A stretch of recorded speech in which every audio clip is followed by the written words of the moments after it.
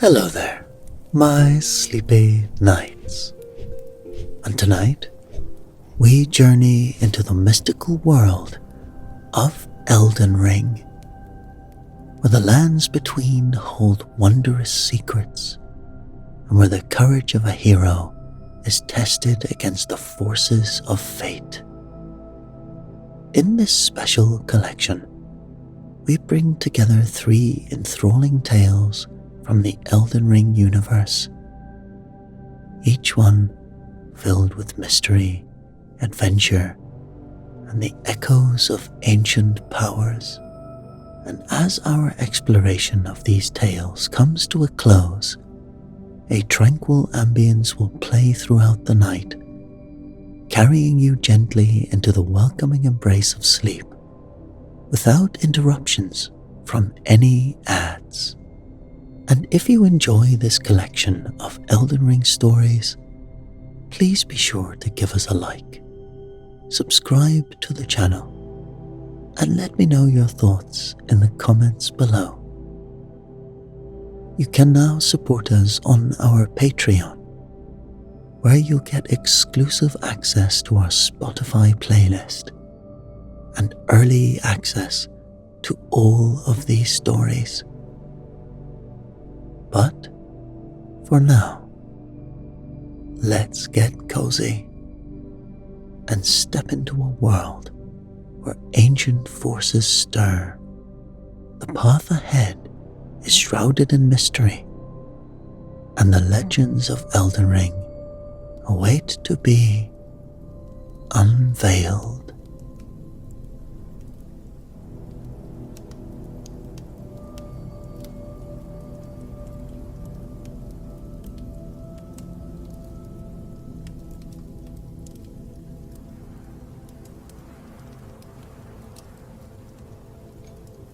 Greetings, fellow wanderers. My name is Thorna, and I've spent years traversing the lands between, collecting folklore and legends from every corner of this vast, mysterious realm.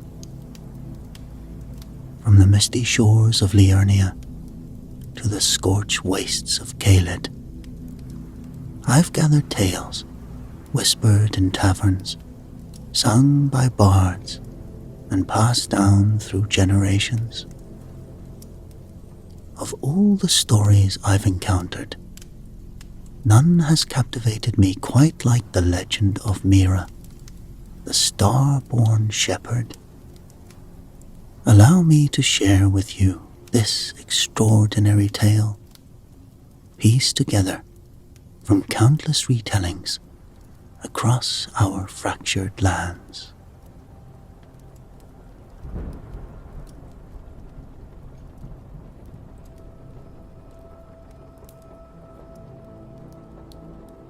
The night sky over Liurnia wept stars, not the gentle, twinkling kind that had once adorned the firmament, but jagged, screaming things that tore through the veil of reality itself.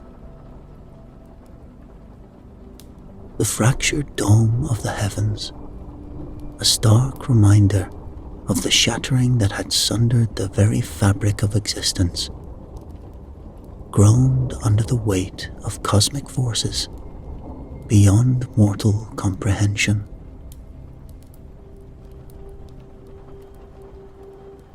Mira, a young shepherdess with eyes the colour of storm-tossed seas, stood ankle-deep in the cool waters of Lake Liurnia. The mists swirled around her, ghostly tendrils that seemed to whisper secrets meant only for the reeds and the shadows. Her flock, huddled nearby, bleated softly, sensing the unnatural tension in the air. She hadn't meant to wander so far from the shore, but something had called to her, a song without words, a pull that resonated in the marrow of her bones. Mira's fingers absently traced the outline of the birthmark on her left shoulder, a starburst pattern that she had always been told to keep hidden. Tonight, beneath the broken sky, it seemed to pulse with a life of its own.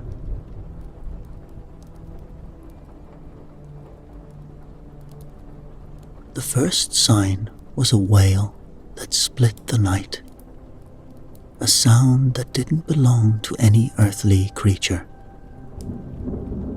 Mira's head snapped up, her gaze drawn to a point of light that grew larger with each passing heartbeat. It was as if a piece of the sun had broken free, hurtling towards the earth with terrifying speed. By the Erd tree, she breathed, rooted to the spot as the falling star blazed a trail across the shattered sky. The impact was both more and less than she expected. There was no earth-shattering boom, no tidal wave to sweep her away. Instead, the star struck the lake with a sound like 1,000 crystal glasses shattering at once. The water hissed and steamed, and for a moment, Mira feared she would be boiled alive where she stood. But the heat never came. Instead, a wave of pure argent light exploded outward from the point of impact. It washed over Mira like liquid moonlight, and she gasped as it passed through her. Every nerve in her body sang with an otherworldly energy, and the birthmark on her shoulder flared with a brilliant azure glow.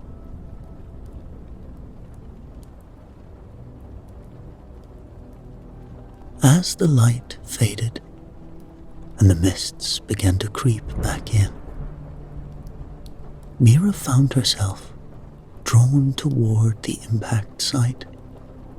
The waters parted before her, steam rising that danced in patterns too perfect to be natural. At the center of it all was a crater, its edges lined with glass fused from sand and celestial fire. Within the crater lay a wonder that stole the breath from Mira's lungs. Shards of the fallen star glittered in the moonlight, each one a fragment of impossible beauty. They ranged in size from tiny slivers no larger than a grain of sand to pieces as long as her forearm. Every shard pulsed with an inner light, as if each contained a piece of the night sky itself. Mira reached out, her fingertips hovering just above one of the larger fragments. She could feel the power emanating from it, a siren song that called to something deep within her,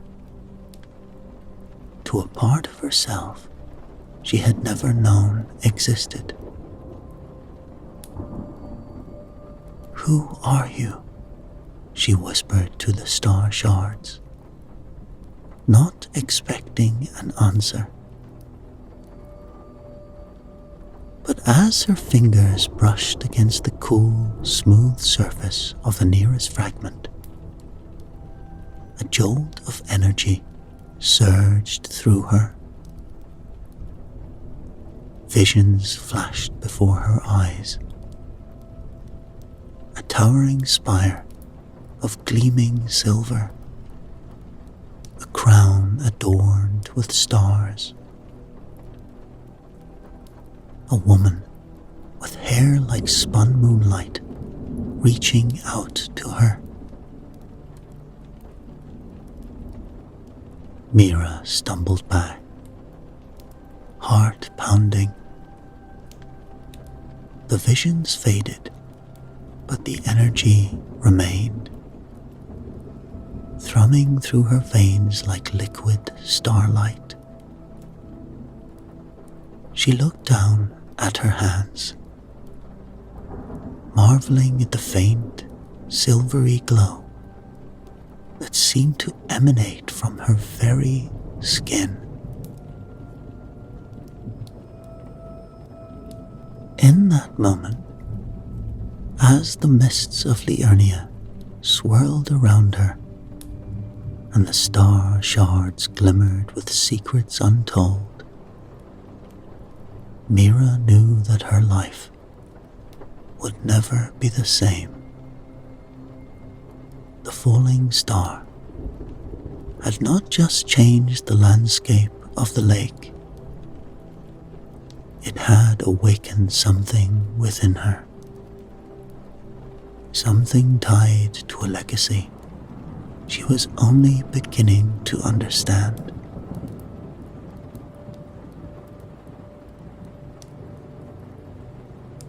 Unbeknownst to Mira, eyes watched from the shadows of the shore.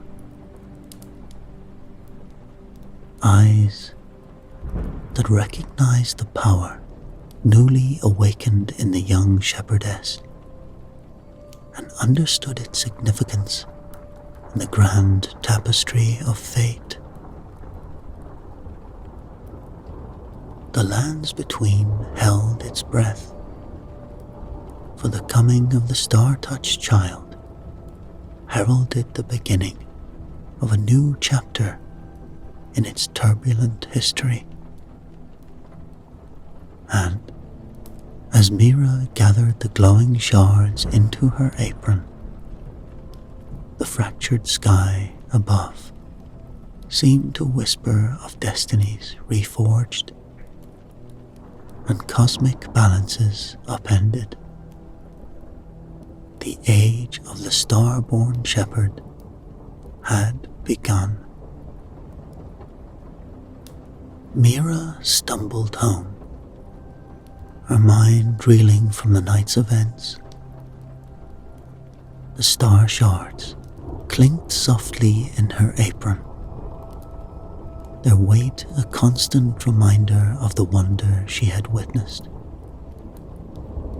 As she entered her modest shepherd's hut, the familiar surroundings seemed somehow changed, as if the very air hummed with newfound energy. With trembling hands, she emptied the shards onto her table. In the dim light of a guttering candle, they glimmered with an otherworldly radiance,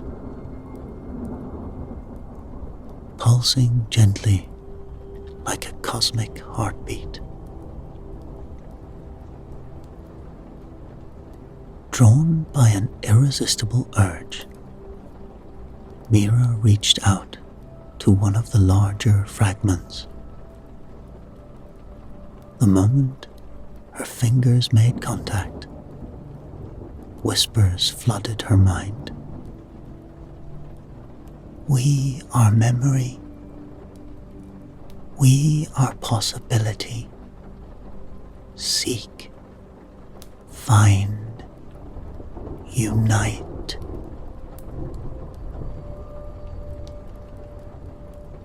Visions flashed before her eyes, a kaleidoscope of images from a world before the shattering. She saw towering cities of silver and gold, their spires reaching impossibly high into a sky unmarred by fractures. Beings of grace and power, extraordinary beings, walked among mortals, wielding energies that could shape reality itself. Mira gasped, pulling her hand back, but the whispers persisted. They spoke of other shards scattered across the lands between, waiting to be found and reunited. "There are more of you," she breathed, understanding dawning in her stormy eyes. As if in response, the shards began to move, ever so slightly, aligning themselves like compass needles drawn to true north. Mira watched in awe, realizing with a start that they were responding to her thoughts, her will. Tentatively, she held out her hand, focusing on one of the smaller shards. To her amazement, it rose into the air, floating gently above her palm. A laugh of pure wonder escaped her lips, and suddenly, all the shards were airborne, dancing around her in intricate patterns. The cosmic energies emanating from the shards seemed to flow through her veins, wild and untamed. Mira found she could shape this energy, creating swirling patterns of light and shadow in the air around her.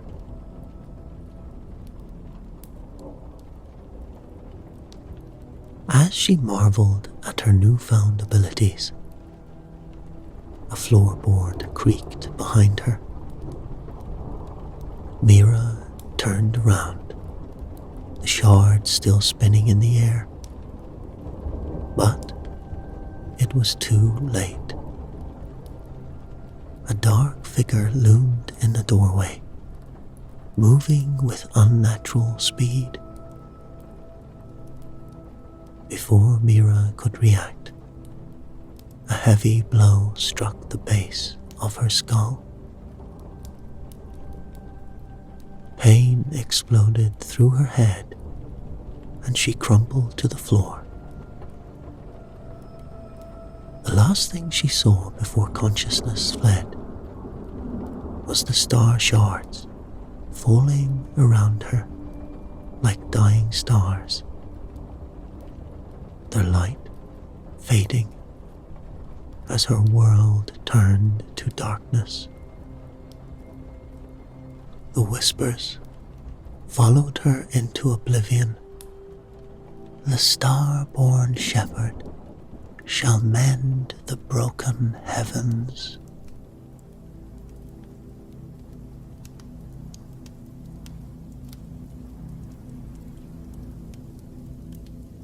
In a castle perched high above the mists of Liurnia, Lord Casimir paced restlessly across floors, worn smooth by centuries of similar movements.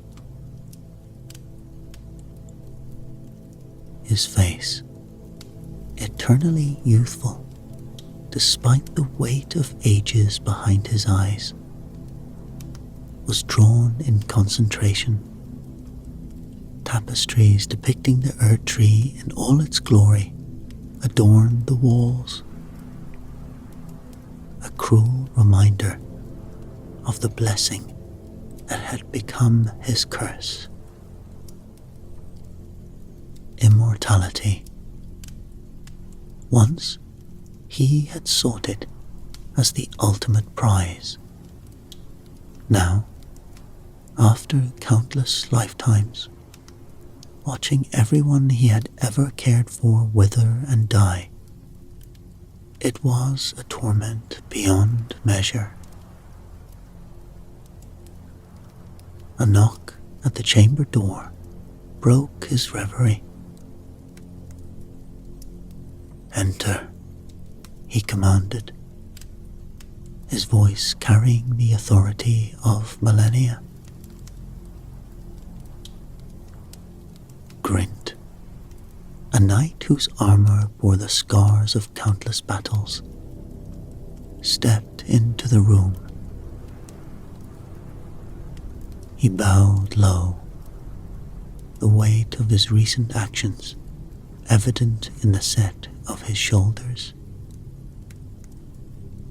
"My lord, it is done. We have the girl and the star shards she collected." Casimir's eyes lit up. "Excellent work, Grint. Tell me everything." "We found her in a shepherd's hut by the lake, as our informants suggested. She was manipulating the shards somehow, my lord, moving them through the air as if by thought alone."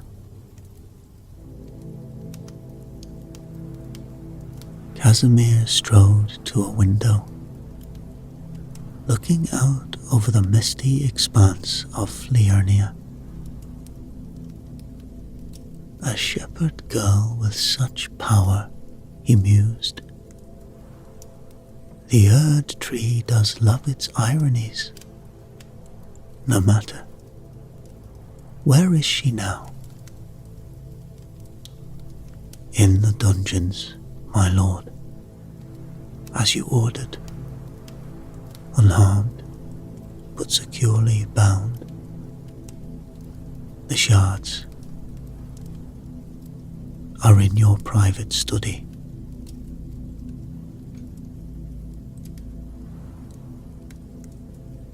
Casimir's gaze drifted to an ancient book on a pedestal nearby, its pages yellow with age. "The star-born shepherd," he whispered. "After all these centuries, could it really be?" Turning back to Grint, Casimir's voice rang with barely contained excitement. "You've done well, Grint. Prepare her for questioning. I want to speak with her myself." As Grint bowed and turned to leave, Casimir called out, "And Grint, remember, she is not to be harmed. Her powers may be everything I have ever worked for." "Of course, my lord," Grint replied, a flicker of uncertainty passing across his face. before he schooled his features and left the room.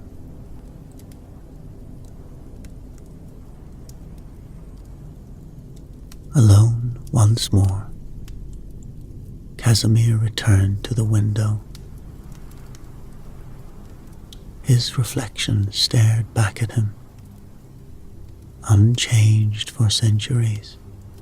Soon, he murmured, a cold smile playing across his lips. Soon this eternal torment will end. The star shard and the star-born shepherd will be instruments of my liberation. In the castle dungeons below, Mira stirred on a cold stone floor, her head throbbing from the blow that had rendered her unconscious. As awareness slowly returned, she found herself in the dimly lit cell, her wrists and ankles bound with strange, glowing chains that seemed to dampen the cosmic energy she had so recently discovered within herself.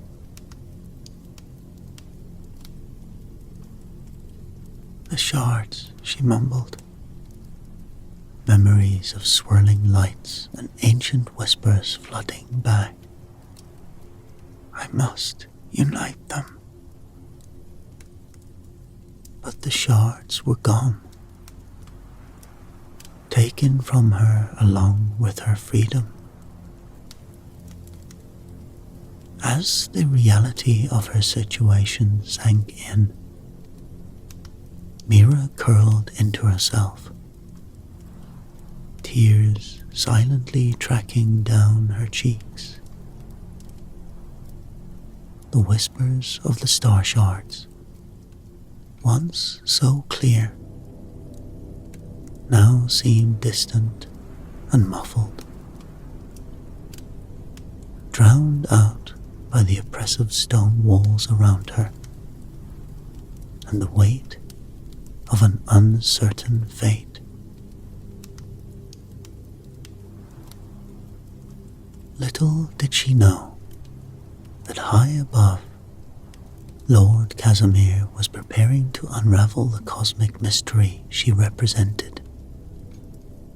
A mystery that had been centuries in the making, with Mira as an unwitting pawn in a game of powers beyond her comprehension. Mira's head throbbed as she was roughly escorted into a grand chamber. Lord Casimir stood by a window, his ageless face a mask of barely contained excitement. The room was littered with arcane instruments and ancient books. At last, Casimir breathed, approaching Mira. The star-born shepherd. Do you have any idea of the power you possess? Mira met his gaze defiantly. I know enough to understand. It's not meant for you. Casimir's eyes narrowed. You don't understand. This cursed immortality. It's a torment beyond measure. Your power, combined with the star shards, could free me. He grabbed a small shard from his pocket,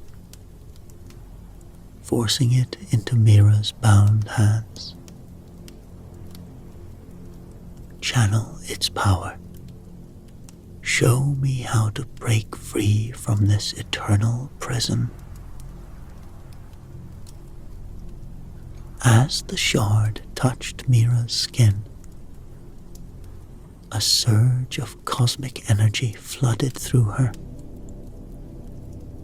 Her eyes rolled back, glowing with an otherworldly light.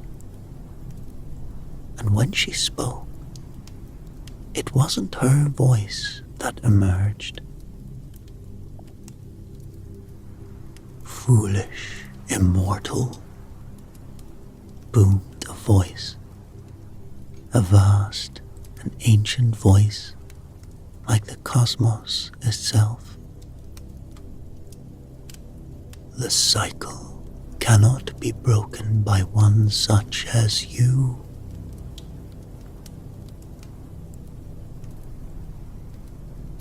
Casimir stumbled back, his face a mix of awe and terror. In the shadows, Grint, who had been guarding the door, stiffened in recognition of this voice. And before anyone could react further, Grint made a split-second decision. He rushed forward, striking Casimir with the pommel of his sword. The immortal lord crumpled to the ground, unconscious. "My lady," Grint said, quickly working to free Mira from her bonds. "We must leave. Now." "The shards," Mira exclaimed. "We need to take them with us." Grint shook his head grimly. "They're in another room. There's no time. More guards will be here any moment. We have to go now." As they raced through the castle's winding corridors, alarms began to sound. The clang of armored pursuit grew louder behind them. "That voice," Grint said as they ran. "The one that spoke through you. I've heard it before, years ago, when Casimir first began his obsession with the stars." They rounded a corner, but nearly collided with a woman in ornate robes. Her face partially obscured by an intricate headdress. Her eyes widened at the sight of them. "What is the meaning of this?" she demanded, her voice carrying an authority despite her evident confusion.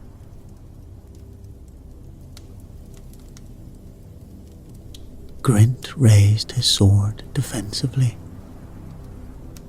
"Stand aside. We mean you no harm, but we must pass." The woman's gaze flickered between Grint and Mira.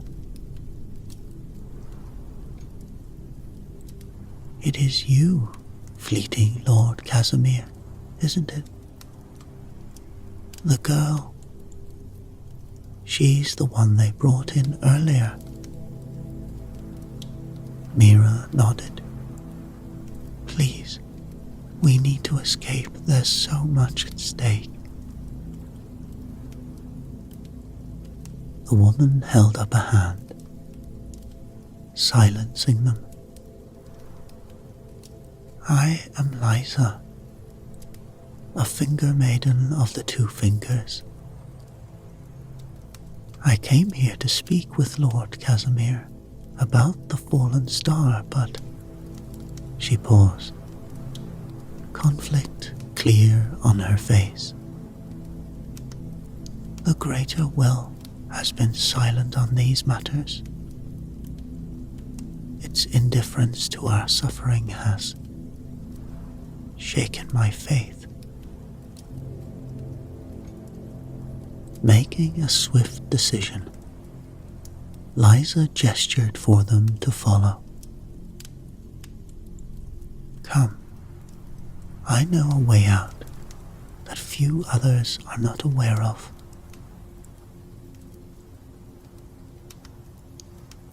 She led them down a series of increasingly narrow and dusty corridors.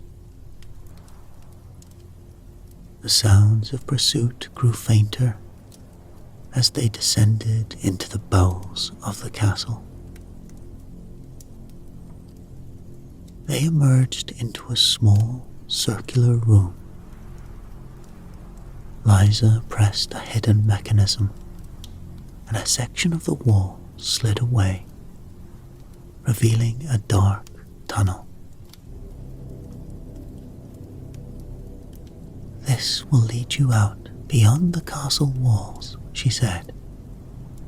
Then, to their surprise, she added, and I'm coming with you. Whatever is happening, I sense it's of cosmic importance. My duty as a finger maiden compels me to see it through.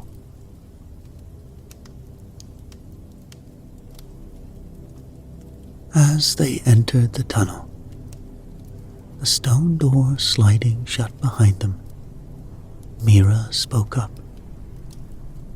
The shards, they're calling to me. We need to find the others and reunite them. Grint nodded firmly. And we will. But first, we need to put as much distance between us and Casimir as possible. As they made their way through the dark passage, the unlikely trio, the star-born shepherd, the conflicted knight, and the questioning finger maiden, had a sense that their journey was just beginning. Behind them, in the castle that had been his prison for centuries, Lord Casimir awakened, his immortal eyes blazing with fury and determination.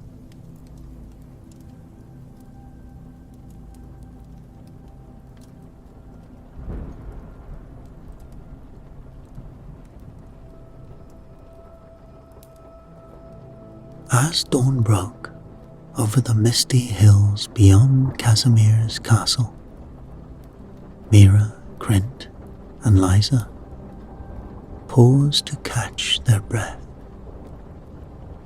The castle loomed behind them, a dark silhouette against the pale sky. Where to now? Grint asked, his hand resting on his sword hilt. Mira closed her eyes, concentrating. The cosmic energy within her pulsed, reaching out across the lands between. Caelid, she whispered.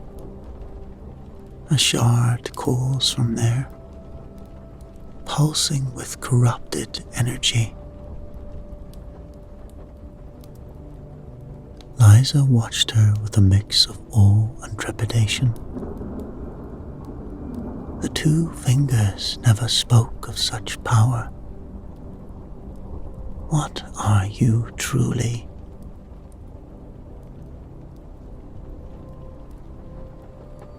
The putrid air of Caelid assaulted their senses as they crossed its border. Twisted beasts lunged from the shadows, kept at bay by Grint's skilled swordplay. they found the shard embedded in a pulsing mass of scarlet rot.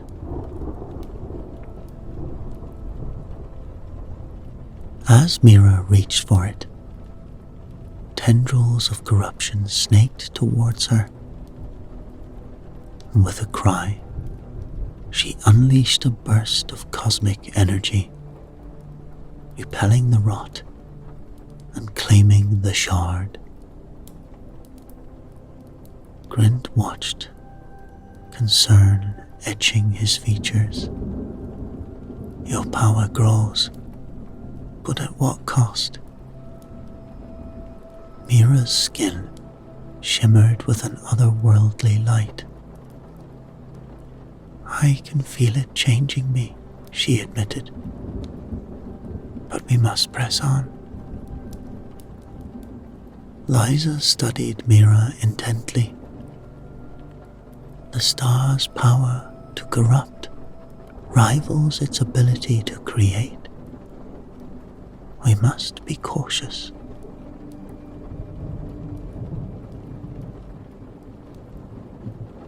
On the sun-drenched Altus Plateau, they raced against Casimir's knights, searching crumbling Erdtree ruins for the next shard.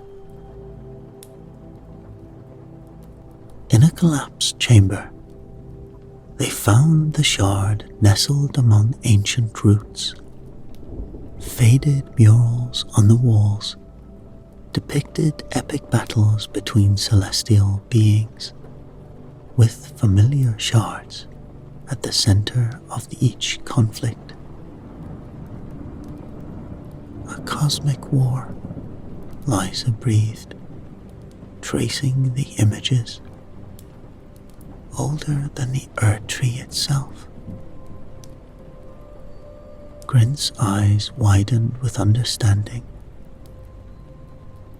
This is bigger than Casimir's obsession. We're part of something greater. Mira nodded, her resolve strengthening. These shards are pieces of a key. We must reunite them, no matter the cost. The bitter cold of the mountaintops of the giants cut through their cloaks as they sought the next shard. Massive, lumbering figures watched their approach.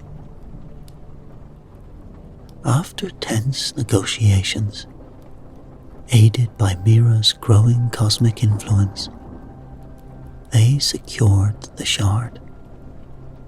But the giants' tales of godly conflicts shook Liza's faith further.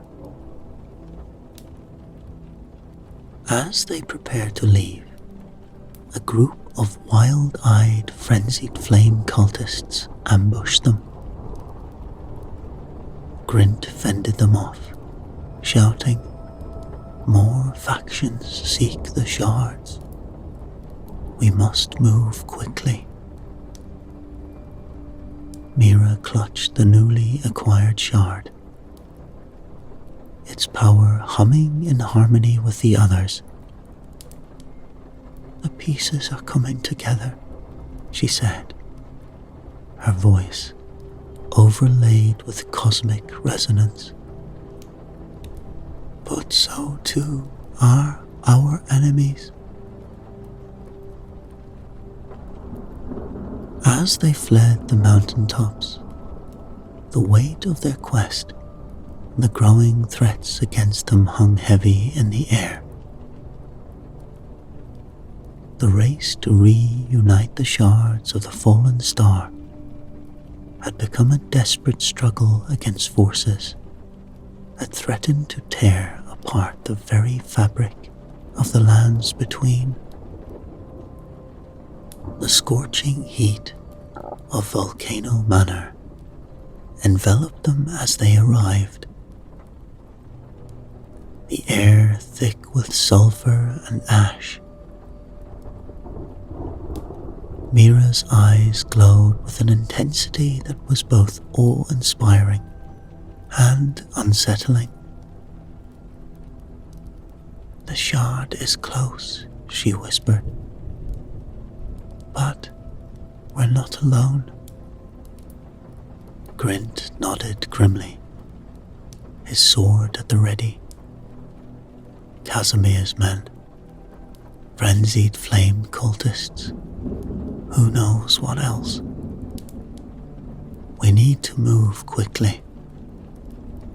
They navigated the treacherous corridors of the manor, narrowly avoiding pools of lava and battling twisted creatures born of fire and madness.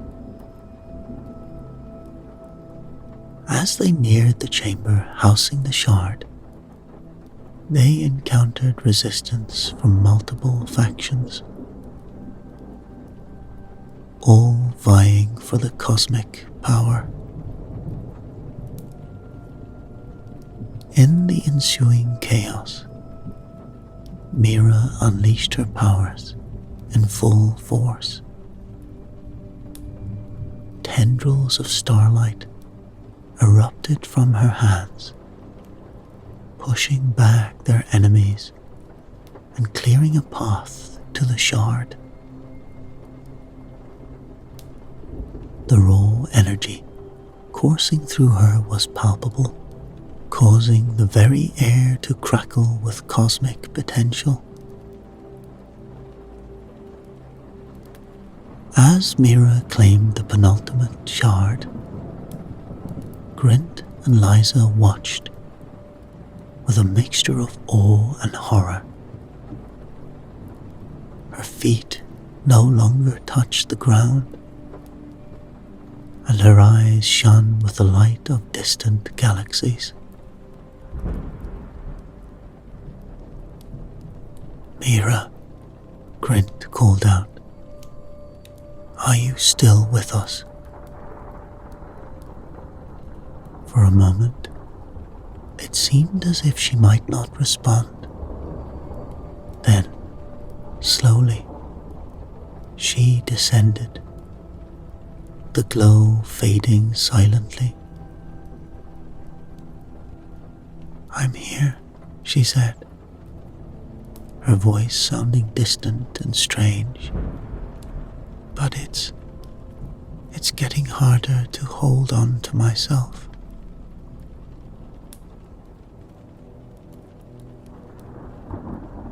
That night, as they made camp in a secluded cavern, the weight of their quest hung heavy in the air. Mira sat apart from the others, the shards arrayed before her, pulsing in harmony with her own cosmic energy. Grint approached her cautiously. "We're close to the end now. But at what cost to you?" Mira looked up at him, her eyes shimmering with starlight. "I don't know if I'll still be me when this is over. But it has to be done. The fate of the lands between depends on it." As Grint and Mira talked, Liza watched from the shadows. Internal conflict etched across her face. When the others finally succumbed to exhaustion, Liza made her move. With practiced stealth, Liza gathered the shards, her hands trembling slightly as she felt their power. She cast one last, regretful look at her sleeping companions before slipping out of the cavern. Outside, a steed waited. As Liza mounted, a figure emerged from the darkness, one of Casimir's knights. "You've done well," the knight said.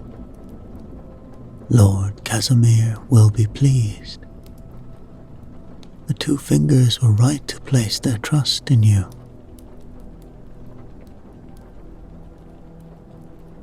Liza nodded, unable to speak past the lump in her throat.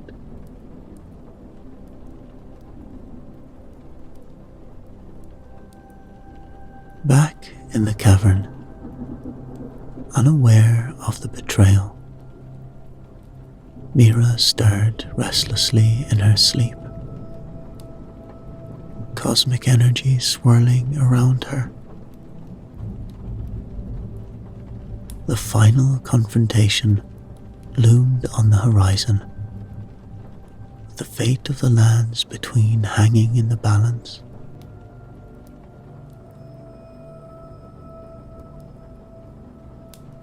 In the towering spire of his castle, Lord Casimir stood before an intricate array of arcane symbols, the star shards hovering in a perfect circle around him. Liza stood nearby, her face a mask of determination tinged with doubt.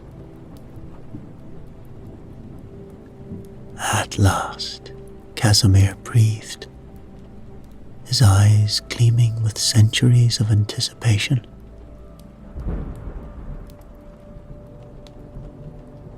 "With all the shards collected, we now have the power to break my curse, to reshape reality itself."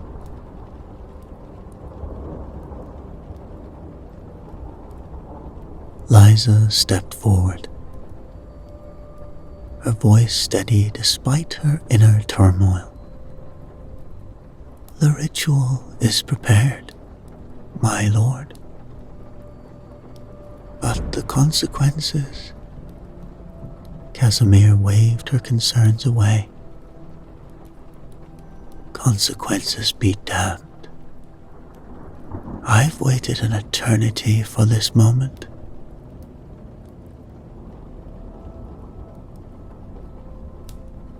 As Liza began to chant, the shards pulsed with an increasing intensity. Casimir raised his arms, the cosmic energy cackling around him. The castle trembled, and outside, the sky began to darken. Inky tendrils of unnatural light spread across the lands between, blotting out sun and stars alike. As the darkness deepened, Casimir's laughter echoed through the castle, a sound of triumph and madness intertwined. Liza watched in growing horror as the ritual's true scope became clear. This was more than the end of a curse. It was the beginning of a cosmic cataclysm. Mira and Grint rode hard through the black gloom, their path lit only by the otherworldly glow emanating from Mira's skin. The darkness pressed in around them, alive with malevolent purpose.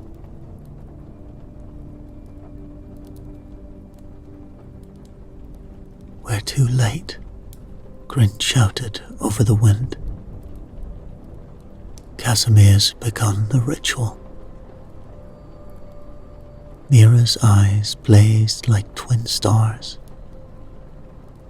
No, this isn't the end.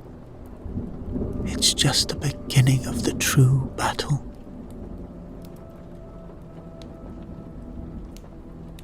As they approached Casimir's castle, they saw they weren't alone. Frenzied flame cultists swarmed the lower levels, their mad chants rising above the chaos.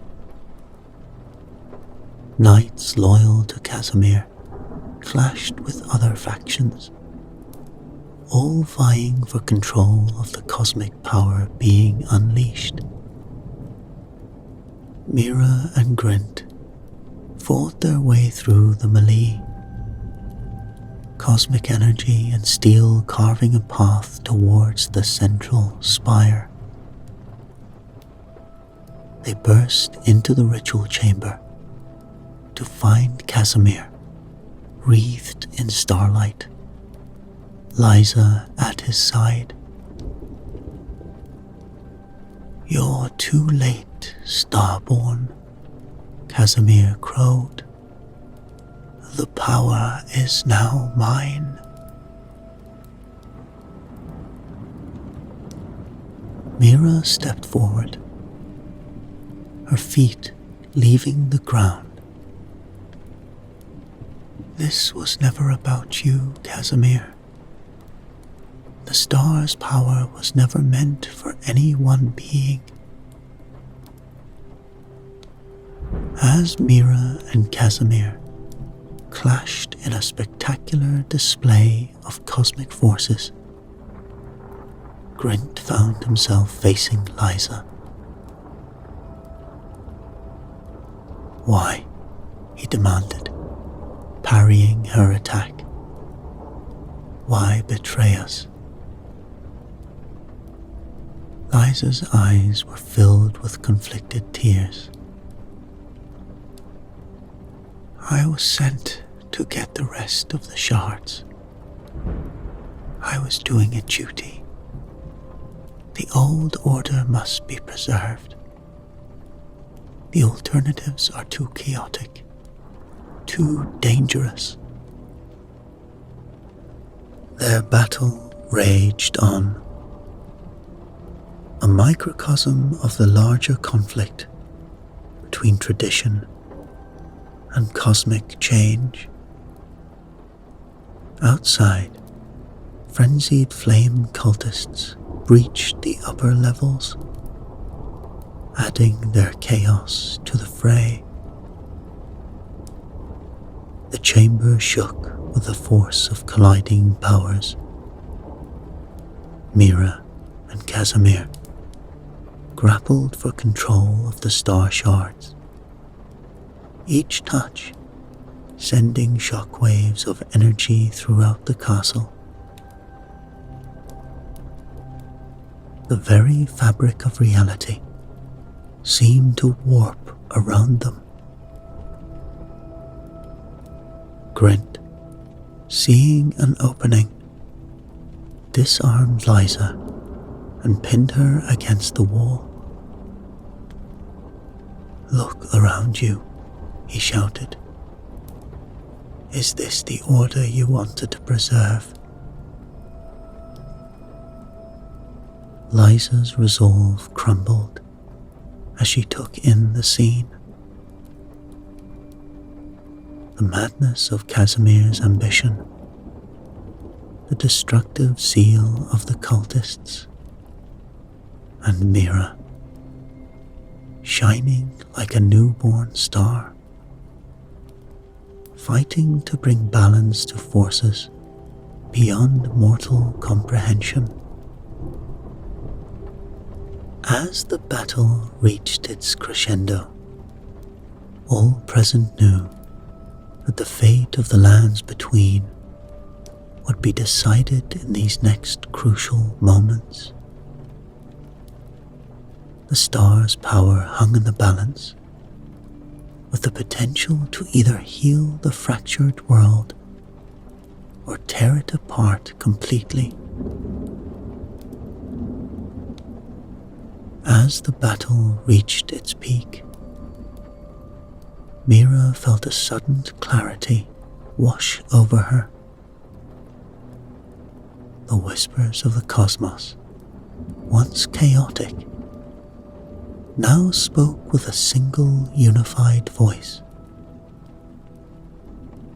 She understood at last the true nature of the star and her role as the star-born shepherd. "Enough," she cried,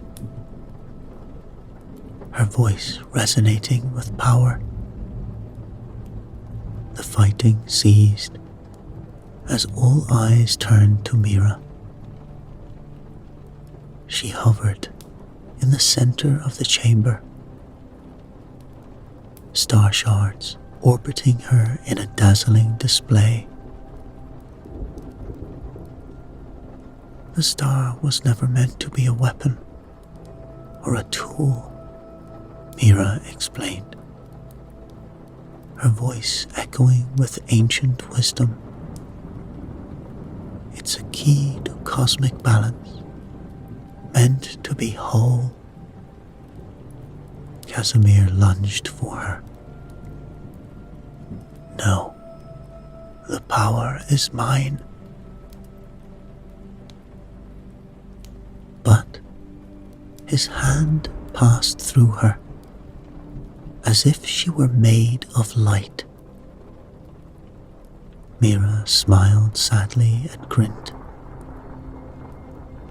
"I understand now what I must do,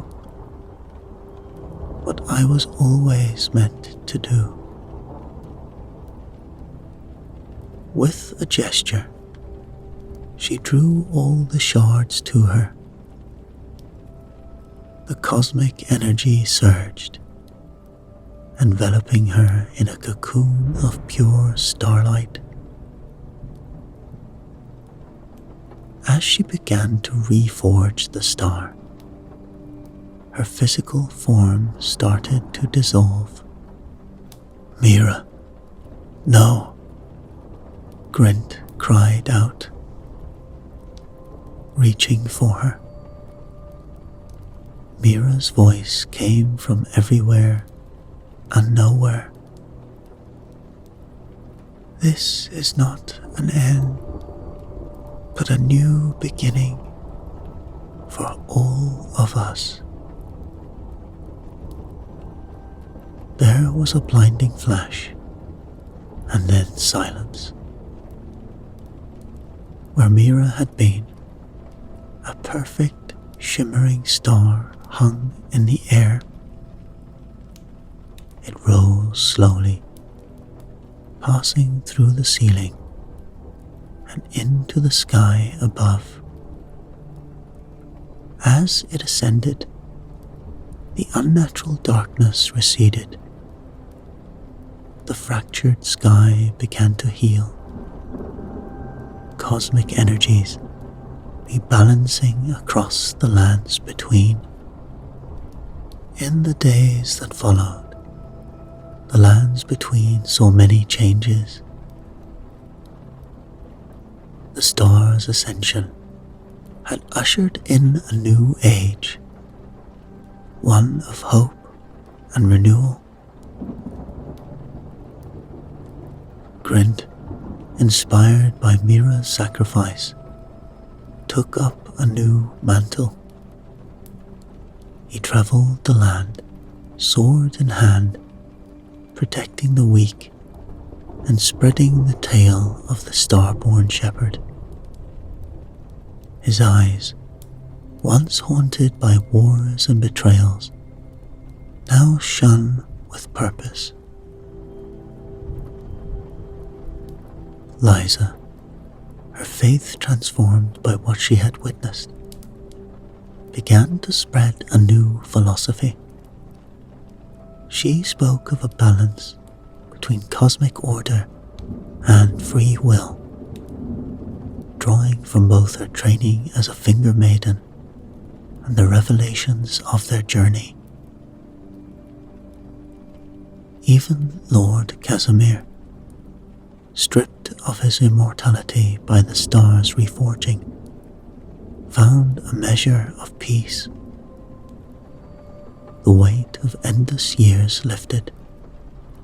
He dedicated his remaining time to studying the cosmos, seeking understanding rather than control. Across the lands between, people looked to the newly healed sky with wonder. The legend of Mira, the star-born shepherd, spread far and wide. It was said that on clear nights, a star shone brighter than all others, a beacon of hope and a reminder of the shepherd who sacrificed everything to mend a broken world.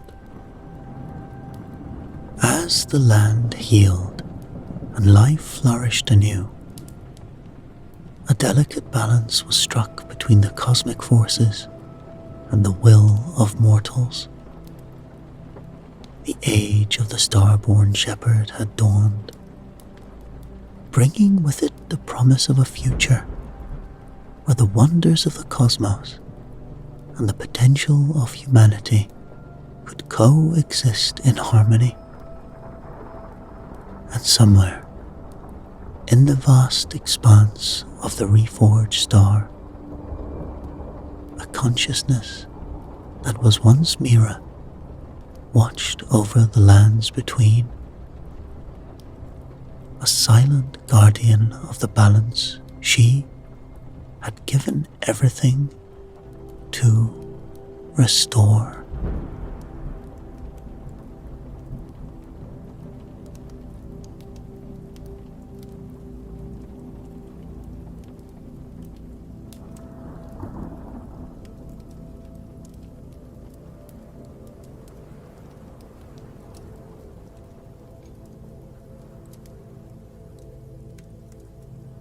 In far bygone days, in the shadowed expanse of the northern lands between, there lived a prosperous farmer known as Sir Eldred.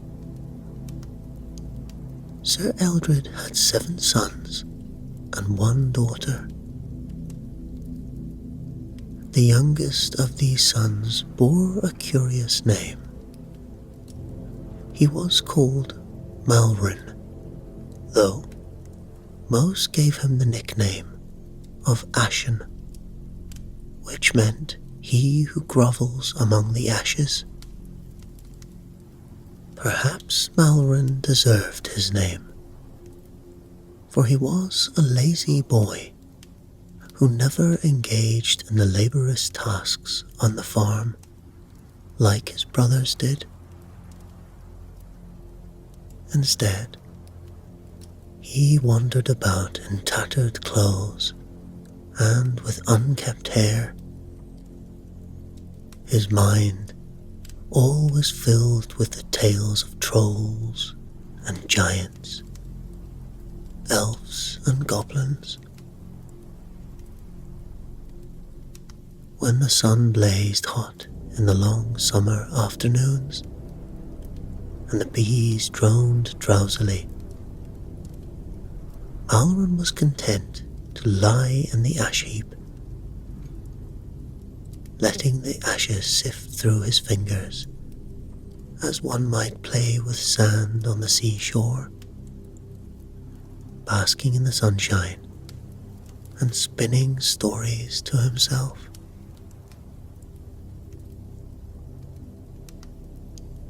His brothers, toiling hard in the fields, would point at him with mocking fingers and laugh, saying how well his nickname suited him and how little use he was in the world.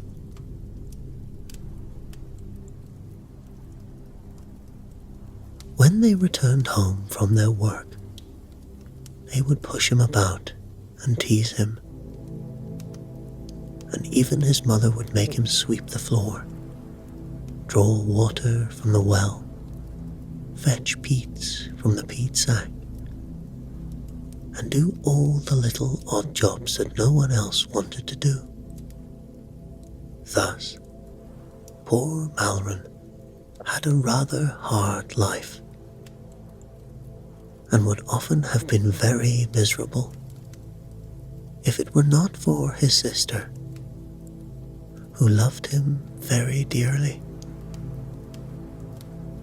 She listened patiently to all his stories, never laughing at him or calling him a liar, as his brothers did. But one day, a sorrowful event befell poor Malron. It happened that King Aldrich, the ruler of these parts, had one beloved daughter, Princess Iloria, to whom he denied nothing.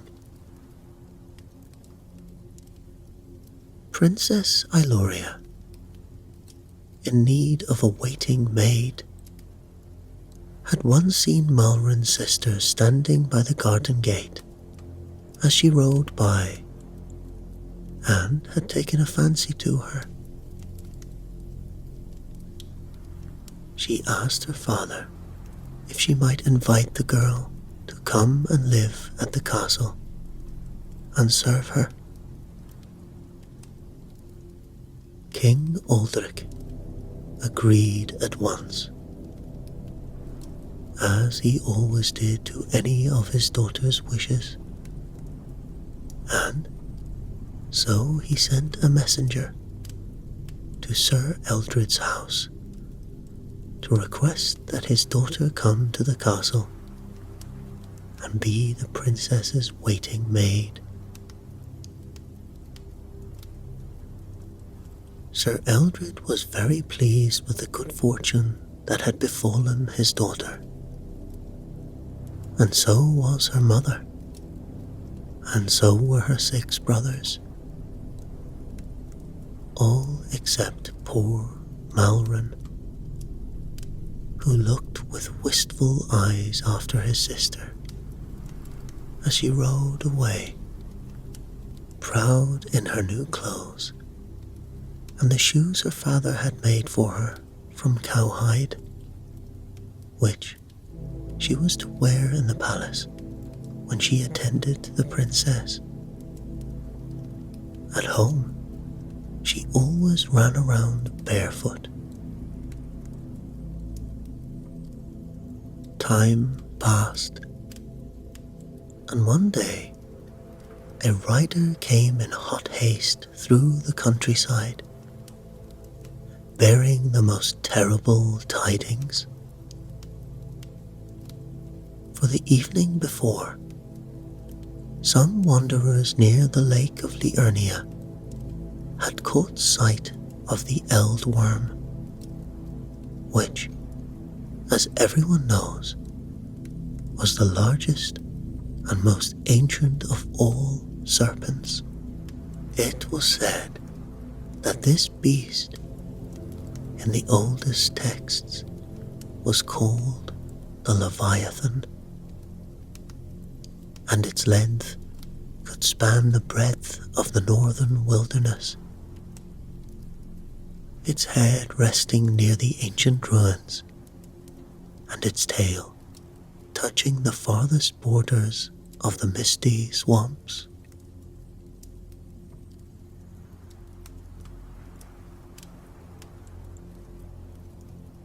The wanderers had noticed this fearsome monster had its head turned towards the inhabited lands,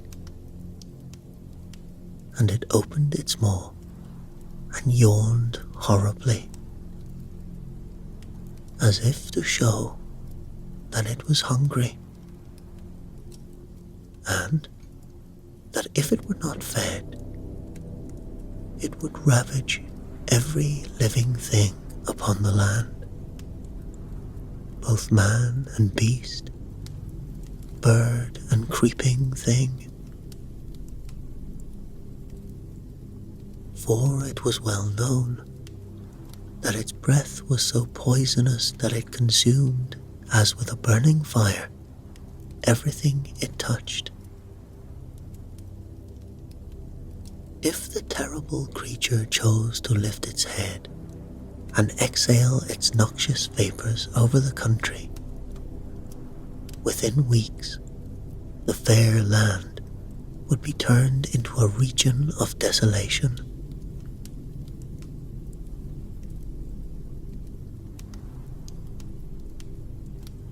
As you may imagine, everyone was almost paralyzed with terror.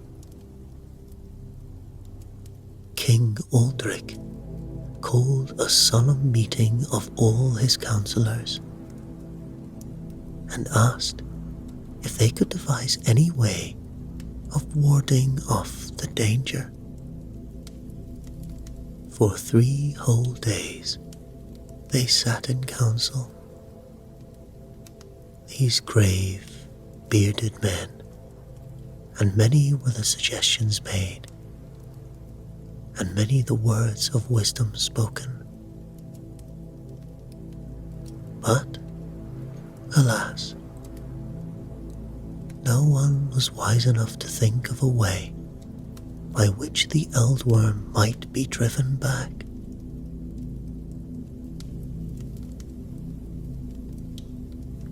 At last, at the end of the 3rd day, when everyone had given up hope of finding a remedy, the door of the council chamber opened, and Sorceress Morgana, the queen, appeared.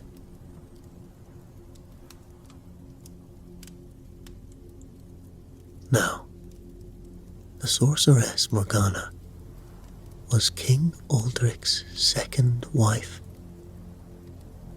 and she was not a favorite in the kingdom. She was a proud and insolent woman who did not behave kindly towards her stepdaughter, Princess Iloria. Instead, she spent much of her time in the company of Eldritch, the Dark Sage, a great sorcerer with whom everyone feared and dreaded.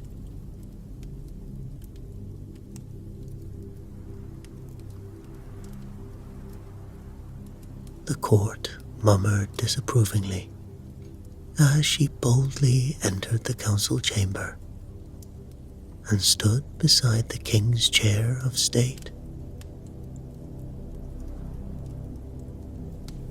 In a loud, clear voice, she addressed them thus: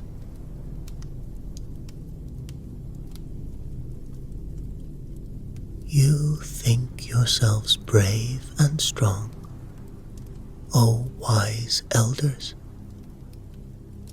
fit to be the protectors of the people. And so it may be when facing mortal foes. But you are no match for the enemy that now threatens our land. Before it, your weapons are but straw. It is not through strength of arm, but through sorcery that he will be overcome. So listen to my words, even though they may be those of a woman, and take counsel with the great sorcerer, from whom nothing is hid, who knows all the mysteries of the earth, air, and waters of Liurnia.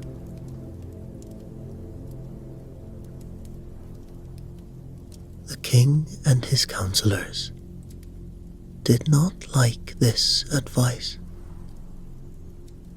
for they despised the dark sorcerer Eldritch,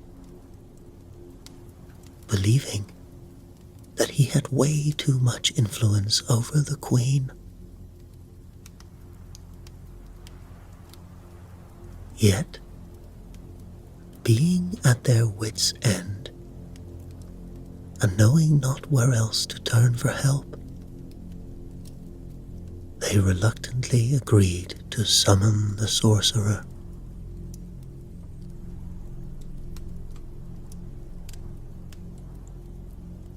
When Eldritch appeared in their midst, they liked him none the better for his looks.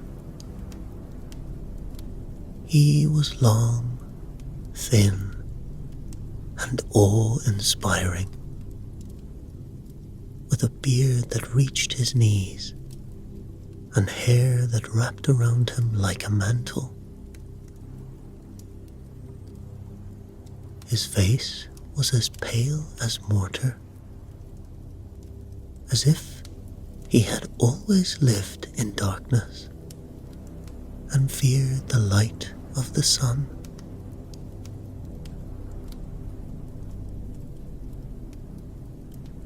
Yet no other help was to be found. So they laid the case before him and asked what they should do.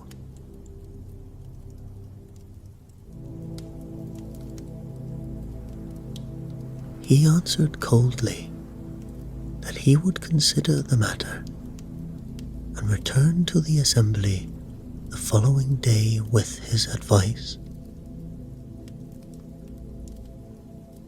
When they heard his counsel, it was enough to turn their hair white with horror.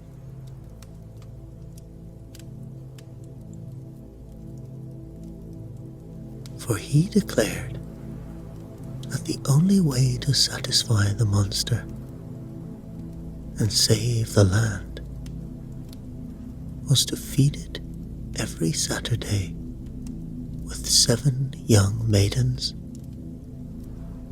the fairest that could be found.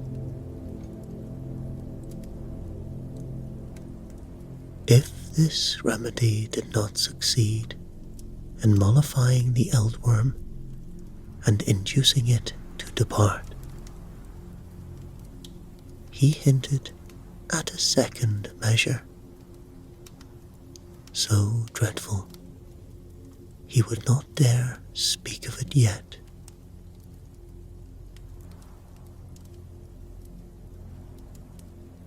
Despite their hatred for him, they feared him as well, and the council had no choice but to abide by his words and pronounce the awful doom.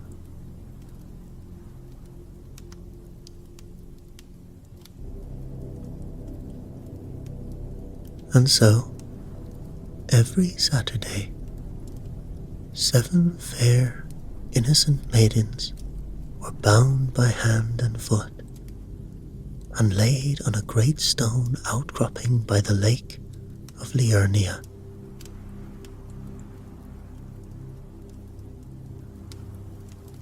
The monster stretched out its long, jagged tongue and swept them into its mouth, while the rest of the folk watched from the safety of the nearby cliffs. At least, the men watched. The women hid their faces and wept aloud.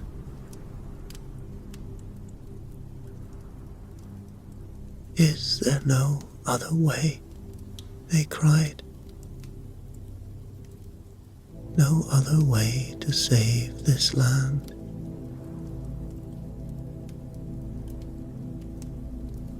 But the men only groaned and shook their heads.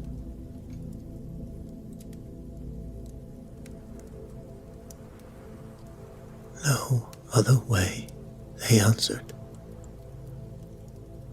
No other way.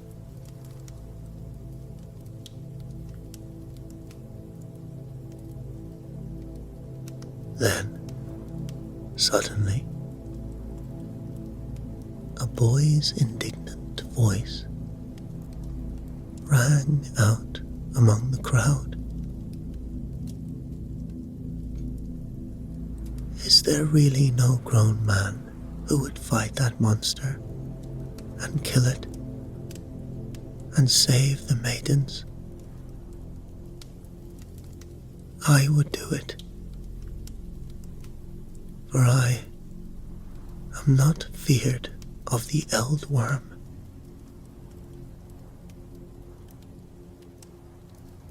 It was, of course, Malrin who spoke,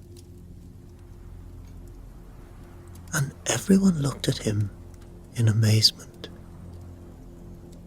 as he stood staring at the great serpent, his fingers twitching with rage, his eyes glowing with pity and indignation. The poor boy's mad. The sight has turned him mad, the people whispered to one another. They would have crowded around him to pet and comfort him. But his elder brother came and gave him a heavy clout on the side of the head.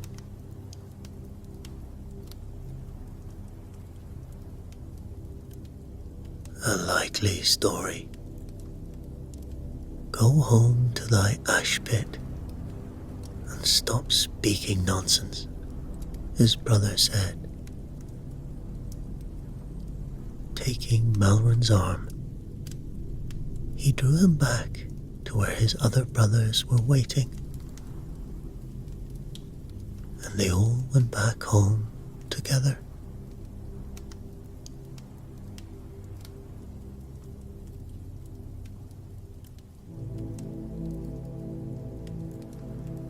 But all the while, Malrin kept saying that he meant to kill the Eldworm. Eventually, his brothers became so angry at what they thought was mere bragging that they picked up stones and pelted him so hard that he took to his heels and ran away from them.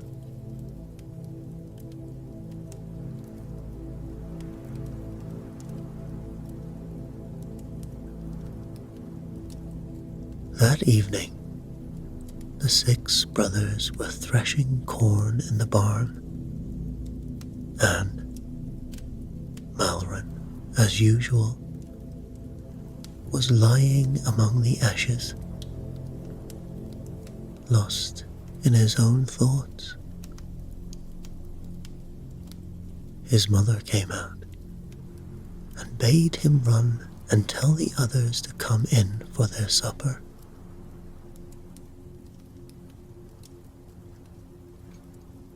The boy did as he was bid, for he was a willing enough little fellow.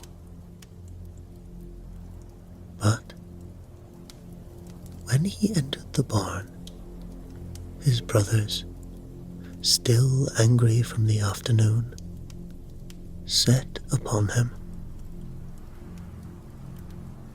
They pulled him down and piled so much straw on top of him that had his father not come from the house to see what was delaying them, he would have surely been smothered.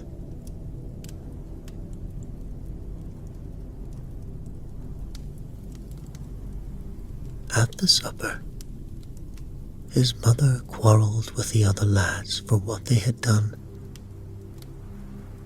calling them cowards for setting upon a smaller and younger boy. Malrin looked up from his porridge, and he said, "Worry not, mother, for I could have fought them if I liked, and I would have beaten them all too.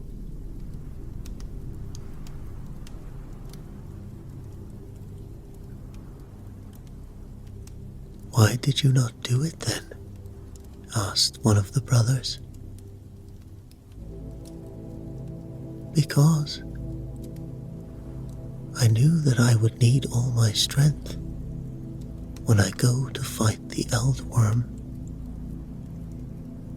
replied Malrin gravely.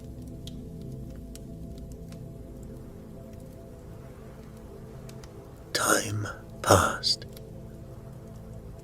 and every Saturday 7 women were offered to the Eldworm, until it was felt that this state of things could not continue. For soon there would be no maidens left in the kingdom. And so the elders met once more, and in their desperation they summoned the sorcerer Eldritch, the dark sage, to ask what his other remedy was.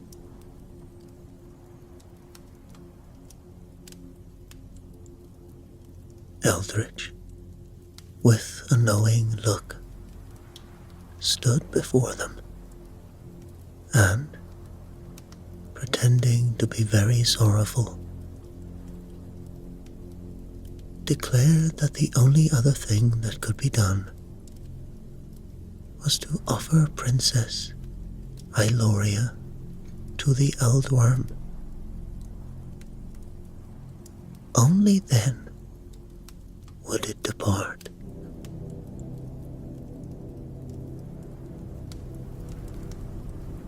A terrible stillness fell upon the council. Everyone covered their faces with their hands, for no man dared look at the king.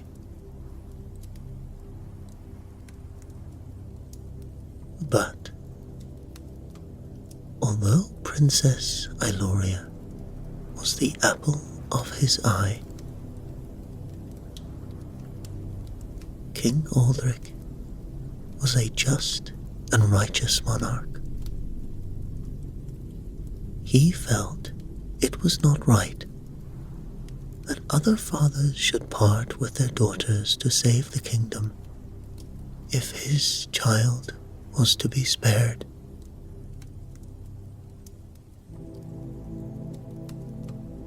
And so, after speaking with the princess, he stood before the elders and declared, with a trembling voice, that both he and she were ready to make the sacrifice.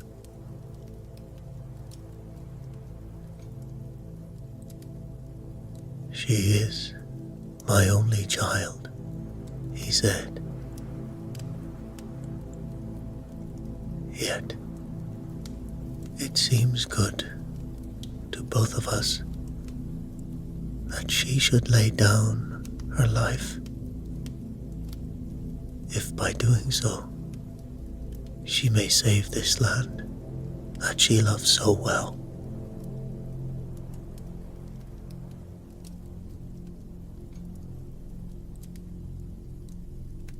Salt tears ran down the faces of the great bearded men as they heard their king's words,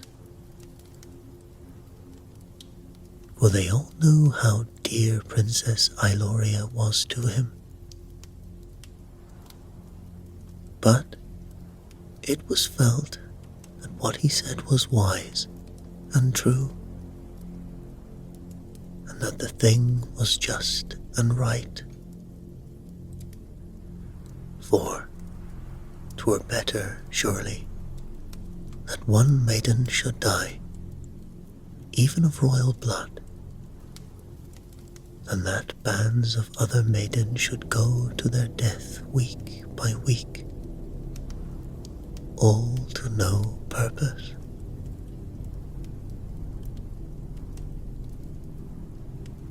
Amid heavy sobs, the aged lawman rose to pronounce the princess's doom.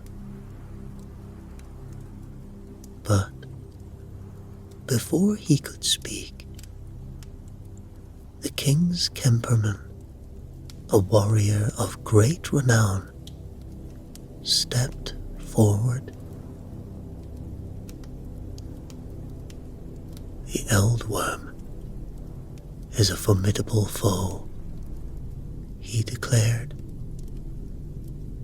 and this doom, which our lawman is about to pronounce, is indeed a harsh one.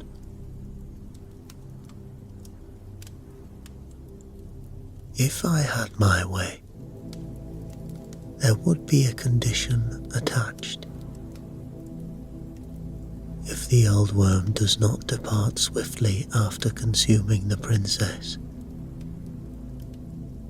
the next offering should not be another innocent maiden, but the old sorcerer himself.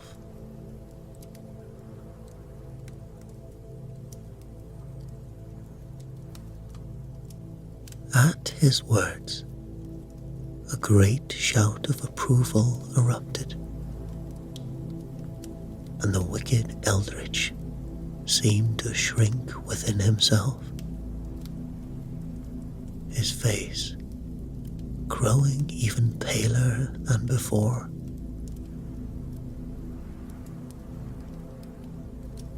Three weeks were allowed between the time the doom was pronounced upon the princess and the time it was to be carried out. This was so the king might send ambassadors to all neighboring kingdoms to issue proclamations that if any champion could drive away the Eldworm and save the princess, he should have her for his wife.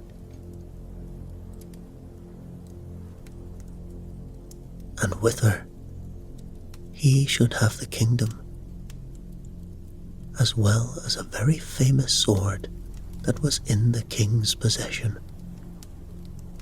A sword that had belonged to a great god, with which he had vanquished all his foes.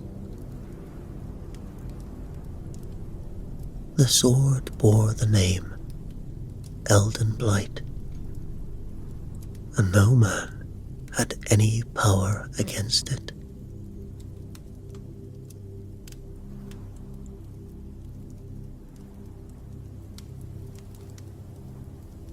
The news of these events spread over the length and breadth of the land, and everyone mourned for the fate likely to befall the princess. The farmer, his wife, and their 6 sons mourned too,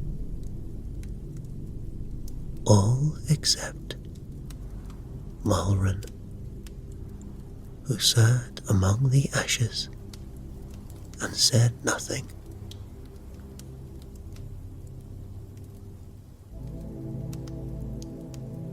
When the king's proclamation was made known throughout the neighboring kingdoms, there was a fine stir among all the young gallants, for it seemed but a little thing to slay a monster, and a beautiful wife, a fertile kingdom, and a trusty sword are not to be won every day. So, 36 champions arrived at the king's palace, each hoping to gain the prize.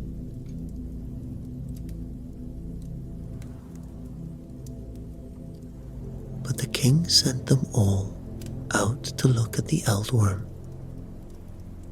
lying in the waters of Liurnia, with its enormous mouth open.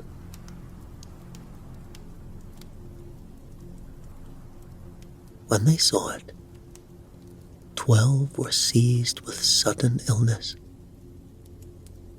and 12 were so afraid that they took to their heels and ran, never stopping until they reached their own kingdoms.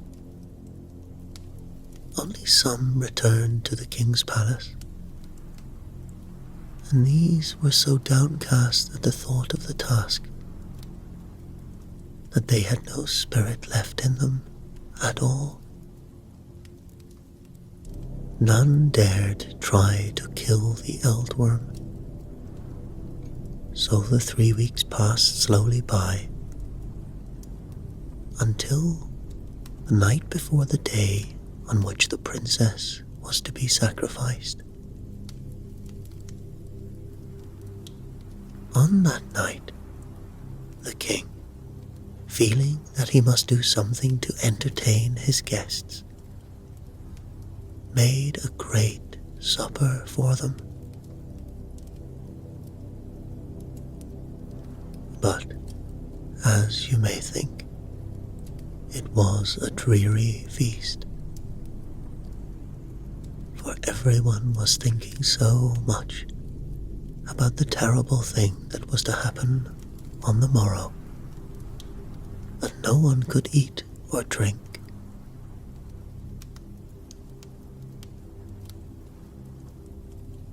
When it was all over and everybody had retired to rest, save the king and his old Kemperman, the king returned to the great hall and went slowly up to his chair of state.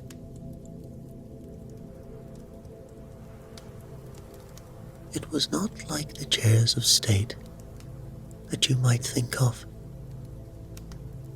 It was nothing but a massive chest in which he kept all the things he treasured most. The old monarch undid the iron bolts with trembling fingers, lifted the lid, and took out the wondrous sword Elden Blight, which was said to have once belonged to a great god.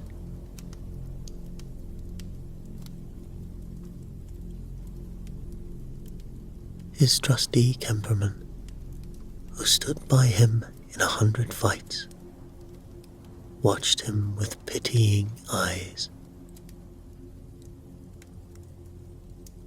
"Why take out the sword, my lord, when your fighting days are over? You fought bravely in the past, when your arm was strong. But now, at your age, it's time to leave such work to younger men."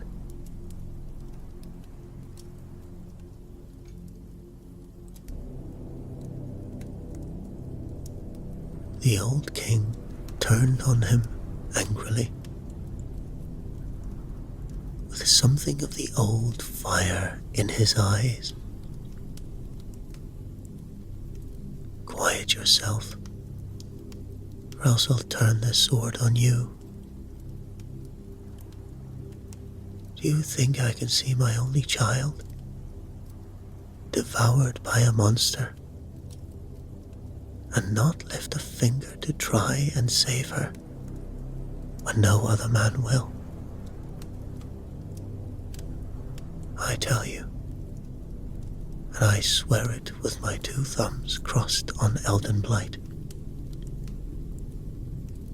that both the sword and I will be destroyed before even one hair on her head is touched.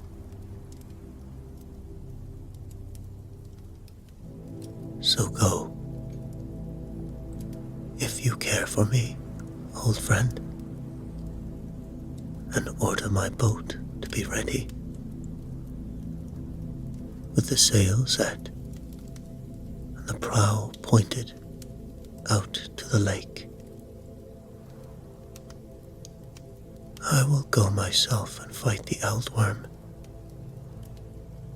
and if I do not return, you must guard my cherished daughter. Perhaps my life may redeem hers.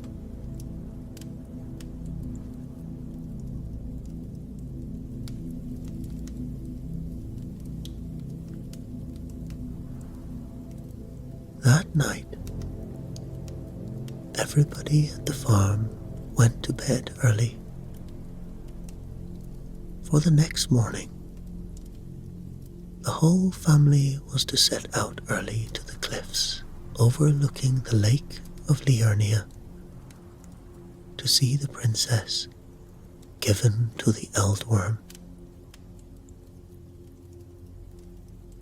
All except Malrin, who was to be left at home to herd the goats.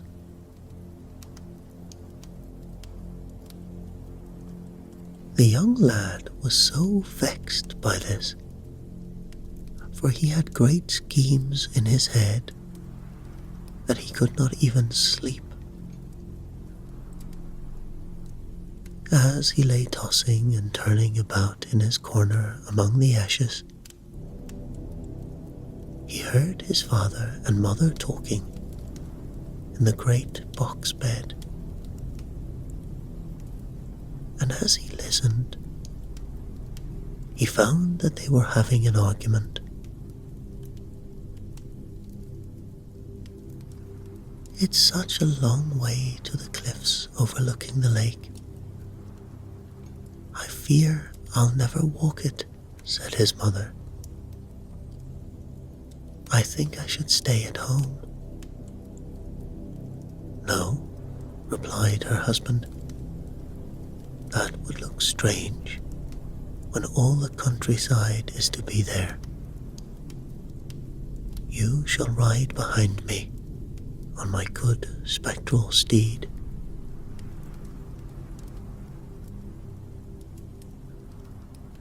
I do not care to trouble you to take me behind, she answered. When I want the steed to stand, I give it one clap on the left shoulder.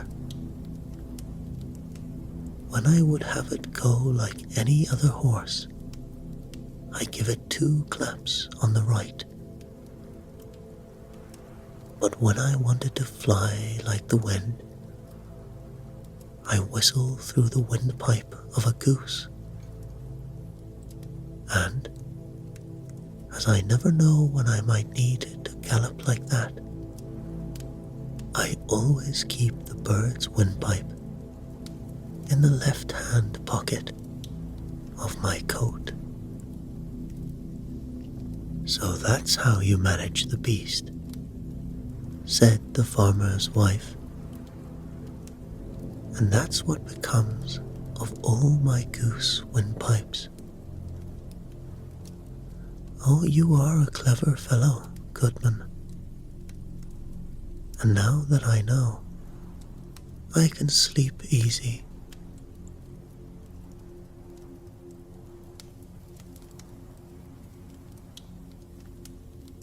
Malrin was not tossing about in the ashes now.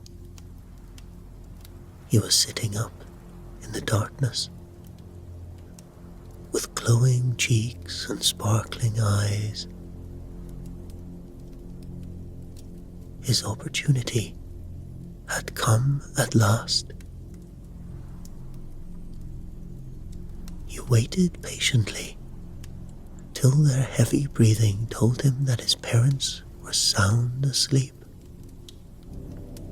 Then he crept over to where his father's clothes were, took the goose's windpipe out of the pocket of his coat, and slipped quietly out of the house.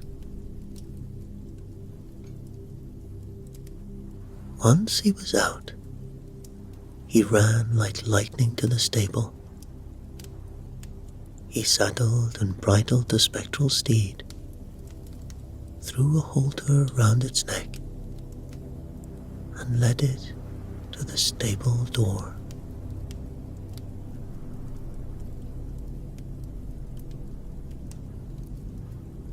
The good steed, unaccustomed to its new groom, pranced, reared, and plunged.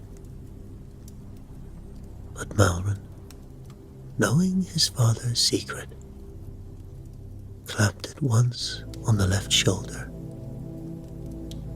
and it stood as still as stone. Then he mounted it, gave it 2 claps on the right shoulder, and the steed trotted off briskly, giving a loud neigh as it did so. The unwanted sound, ringing out in the stillness of the night, roused the household. The father and the 6 sons came tumbling down the wooden stairs, shouting to one another in confusion that someone was stealing the spectral steed. The father was the first to reach the door, and when he saw, in the starlight, the vanishing form of his favorite mount, he cried at the top of his voice, "Stop that thief!"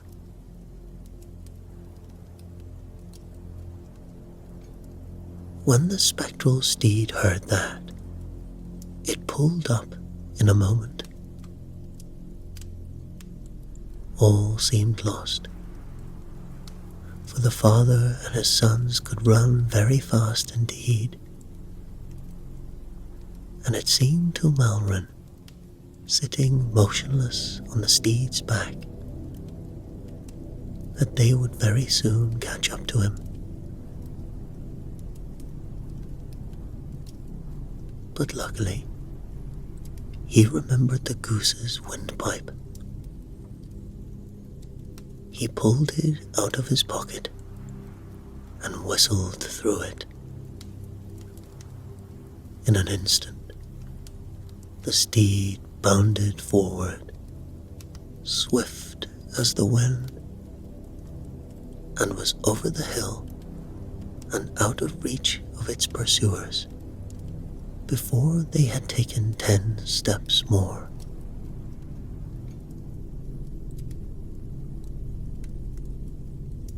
Day was dawning when the boy came within the sight of Lake Liurnia.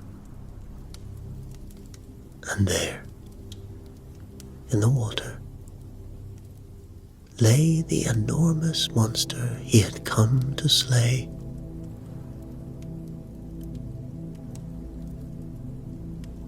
Anyone would have said he was mad to even dream of making such an attempt, for he was but a slim, unarmed youth, and the eldworm was so vast that men said it could circle the world. Its tongue was jagged at the end like a fork, and with this fork it could sweep whatever it chose into its mouth and devour it at its leisure.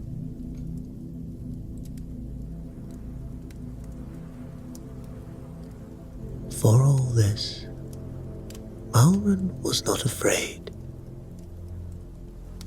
for he had the heart of a hero underneath his tattered garments.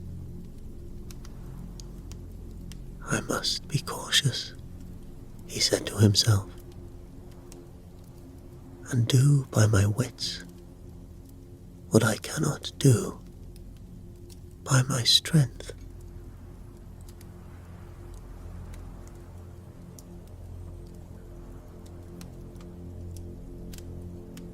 Malrin climbed down from his seat on the spectral steed's back, tethered the steed to a tree, and walked on, looking well about him, until he came to a little cottage on the edge of a wood.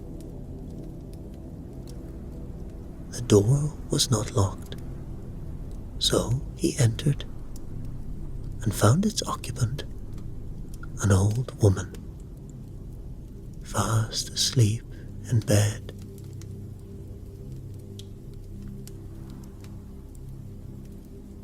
He did not disturb her, but took down an iron pot from the shelf and examined it closely. "This will serve my purpose," he said.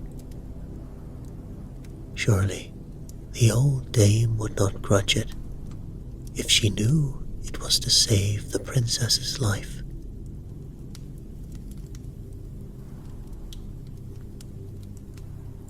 Then he lifted a live peat from the smouldering fire and made his way down to the water's edge.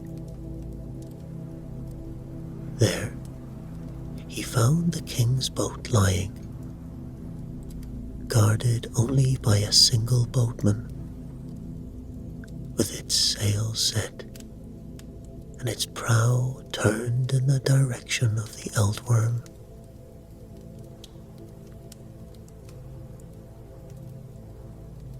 "It's a cold morning," said Malrin. "Are you not frozen sitting there? If you come ashore and run about to warm yourself, I will guard the boat till you return."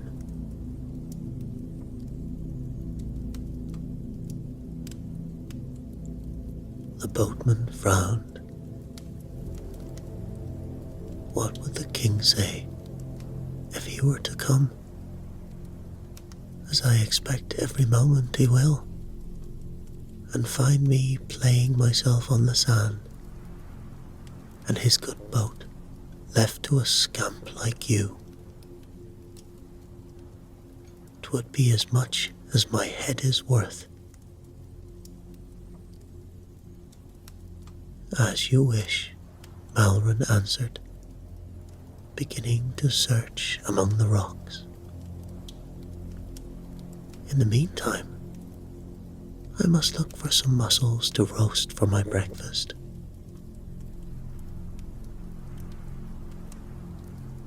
After he had gathered the mussels, he began to make a hole in the sand to put the live peat in. The boatman watched him curiously, for he, too, was beginning to feel hungry.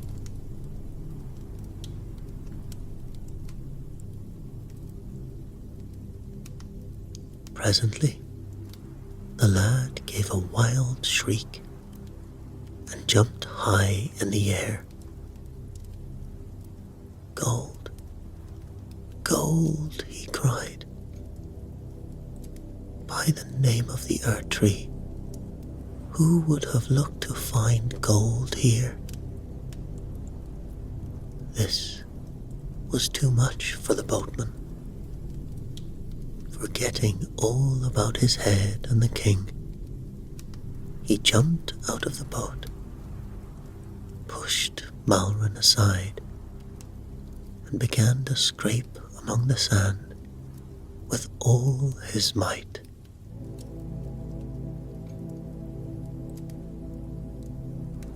While he was doing so, Malrin jumped into the boat, pushed off, and was half a mile out on the lake before the outwitted man, who, needless to say, could find no gold, noticed what had happened. Of course, he was very angry, and the old king was more angry still when he came down to the shore, attended by his nobles and carrying the great sword, Elden Blight, in the vain hope that he, poor old feeble man that he was, might somehow defeat the monster and save his daughter.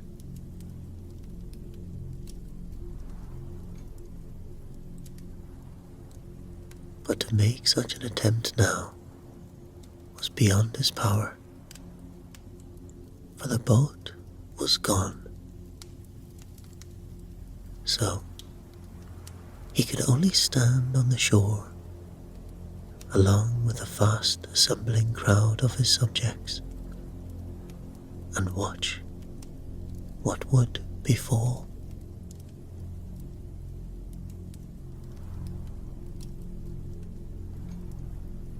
And this was what befell. Malrin, sailing slowly over the waters and watching the eldworm intently, noticed that the terrible monster yawned occasionally, as if longing for its weekly feast. As it yawned, a great flood of water went down its throat and came out again at its huge gills.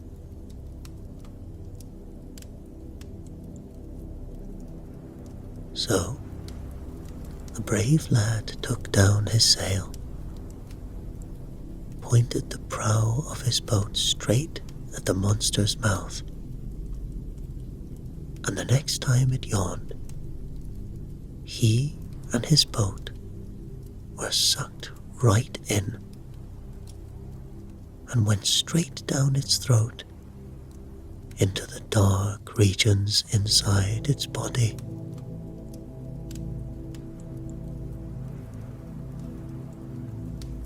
On and on the boat floated, but as it went, the water grew less, pouring out of the eldworm's gills, till at last it stuck on what seemed like dry land. Malrin jumped out, iron pot in hand, and began to explore. Presently, he reached the enormous creature's liver. Remembering that a beast's liver is full of oil, he made a hole in it and placed the live peat inside. Instantly, a massive fire ignited. Malrin barely made it back to his boat in time, as the eldworm's violent convulsions hurled the boat out of its mouth, landing it high and dry on the shore.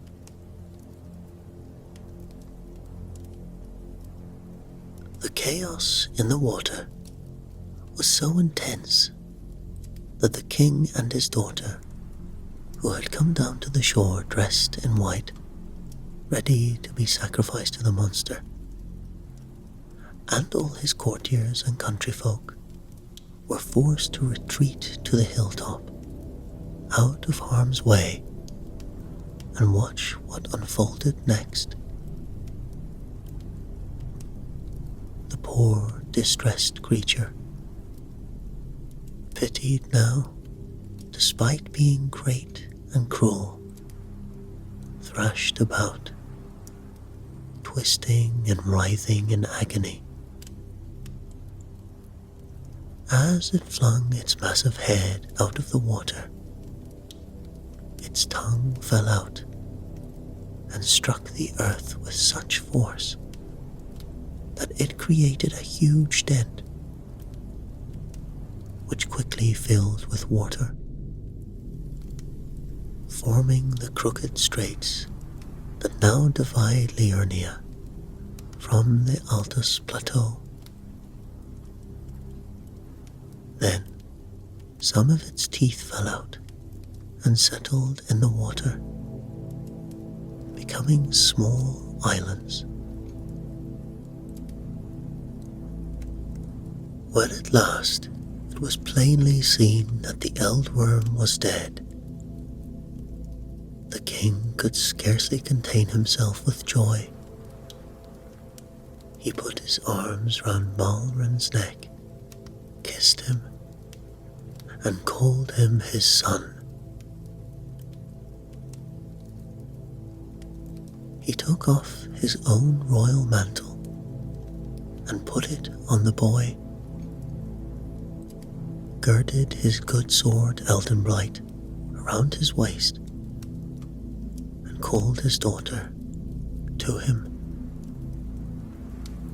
He put her hand in Malrin's and declared that when the right time came, she should be his wife, and that he should be the ruler over all the kingdom.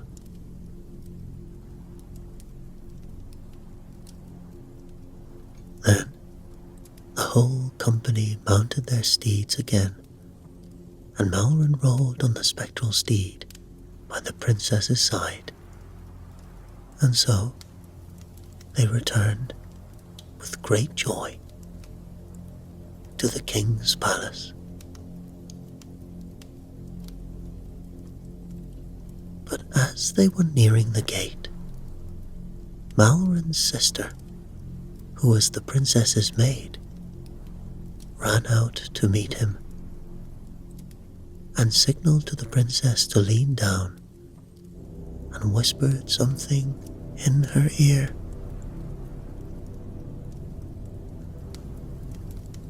The princess's face grew dark,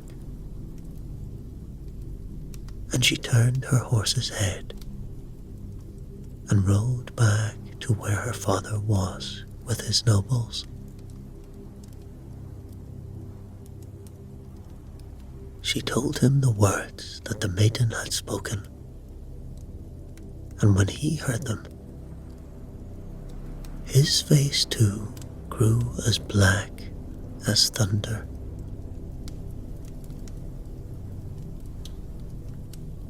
For the matter was this: the cruel queen, full of joy at the thought that she was to be rid once of all of her stepdaughter, had been making love to the wicked sorcerer all the morning in the king's absence.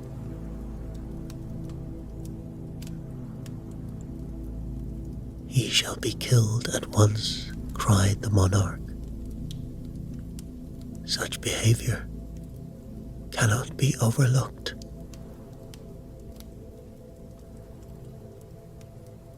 "You will have trouble finding him, your majesty," said the girl,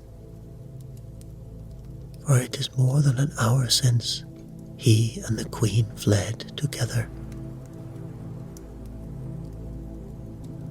But I can find him," declared Malrin, and he sped off like the wind on the spectral steed.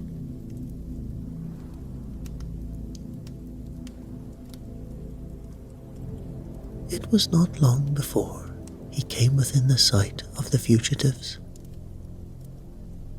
and he drew his sword, and he shouted for them to stop. They heard the shout, turned around, and laughed when they saw that it was only the boy who grovelled in ashes. The insolent brat! I will cut off his head for him. I will teach him a lesson, cried the sorcerer. And he rode boldly back to meet Malron. For although he was no fighter, he knew that no ordinary weapon could harm his enchanted body.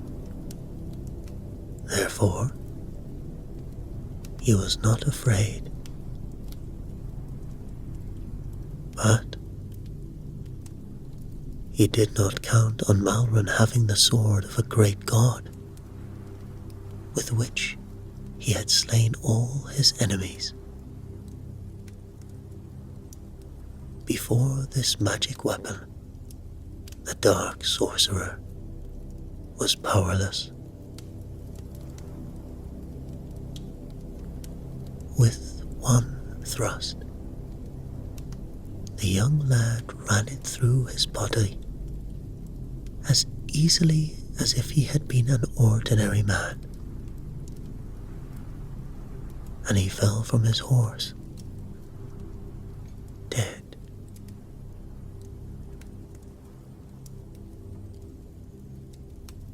Then the courtiers of the king, who had also set off in pursuit, but whose steeds were less fleet of foot, came up and seized the bridle of the queen's horse, leading it and its rider back to the palace. She was brought before the council, judged and condemned to be shut up in a high tower for the remainder of her life. As for Malron, when the proper time came, he was married to the princess, with great feasting and great rejoicing. And when the old king died, they ruled the kingdom for many, many a long year.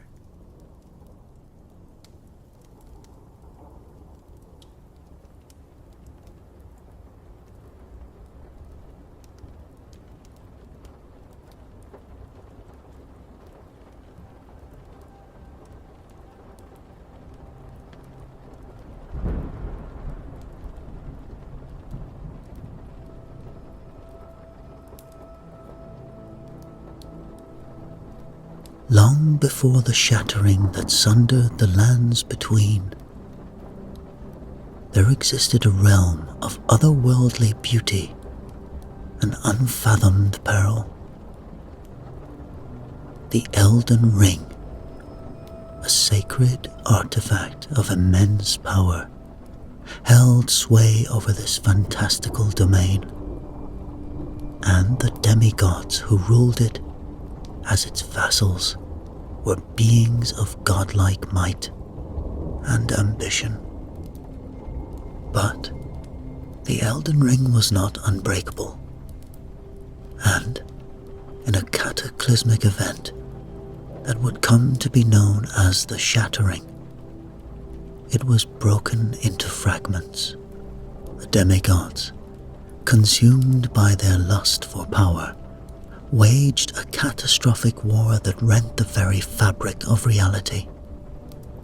In the wake of this apocalyptic conflict, the lands between fell into chaos. From the ashes of this once resplendent realm arose the tarnished. Individuals who had been banished from the lands between in ages past, now given a chance at redemption and a sentence. These outcasts, each bearing the burden of a unique curse, sought to claim the shards of the Elden Ring and restore order to the fractured world.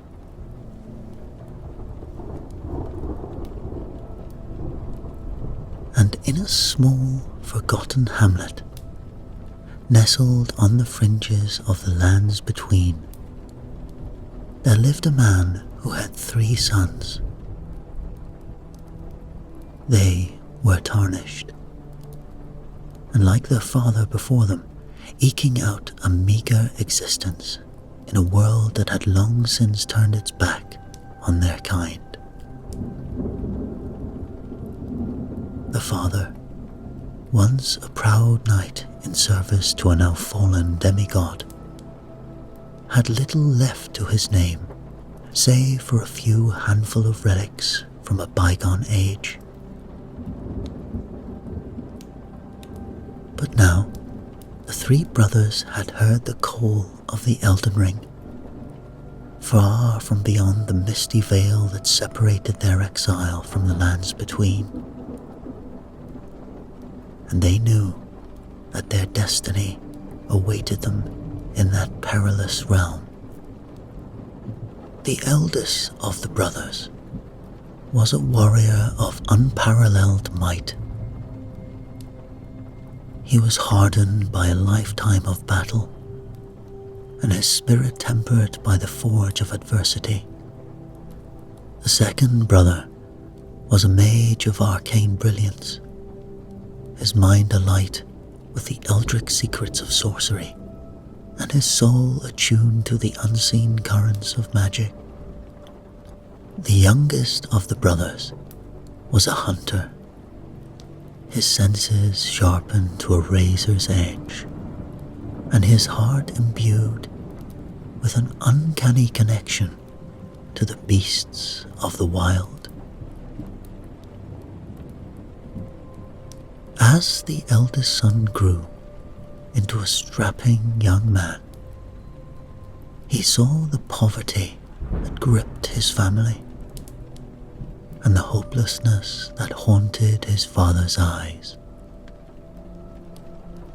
He knew that there was no future for him in this desolate place.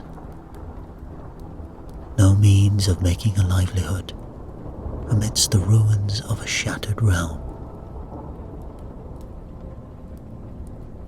And so, he resolved to strike out on his own, to seek his fortune in the wide and perilous world beyond the hamlet's borders.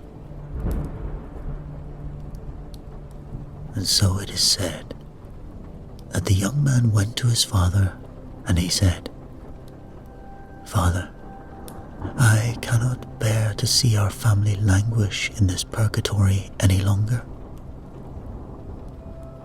Grant me a spirit steed to carry me across the vast distances, a phantom wolf to hunt beside me, and a spectral hawk to soar above me. With these companions, I shall venture into the heart of the lands between and carve out a new destiny for myself." The father, his heart heavy with the knowledge of the dangers that awaited his firstborn, nonetheless knew that he could not deny him this chance. For in the lands between, even the lowliest of the tarnished could rise to greatness if they possessed the strength, cunning, and fortitude to seize it. And so, it is said he bestowed upon his son the relics he had requested: a spectral steed, a phantom wolf, and a ghostly hawk, each imbued with a fragment of the ancient magic that had once suffused the realm.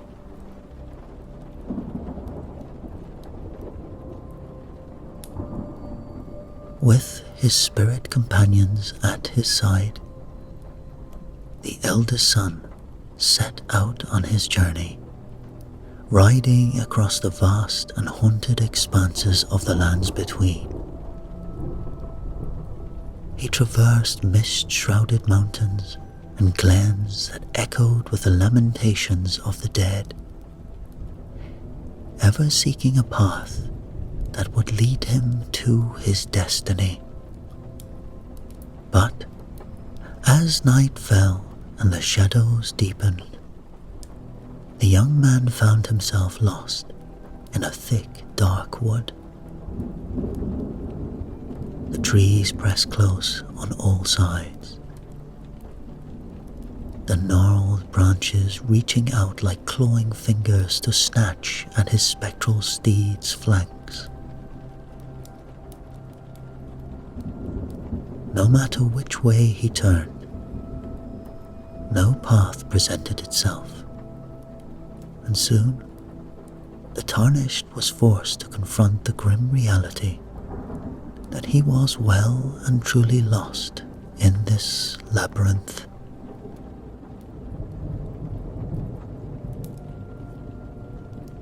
As the eldest son contemplated this predicament, he knew that he could not wander the haunted wood indefinitely. His spirit steed, though untiring, needed some rest, and he could feel the weight of exhaustion pressing down upon him. He resolved to find a suitable place to make camp for the night, hoping that the dawn would bring with it a clearer path. But just as he was about to dismount and tether his steed to one of the gnarled trees, a flicker of light caught his eye. It was a faint, ghostly radiance, shimmering in the distance like a will-o'-the-wisp. Intrigued, the young man urged his steed forward, picking his way through the tangled undergrowth towards the source of the illumination.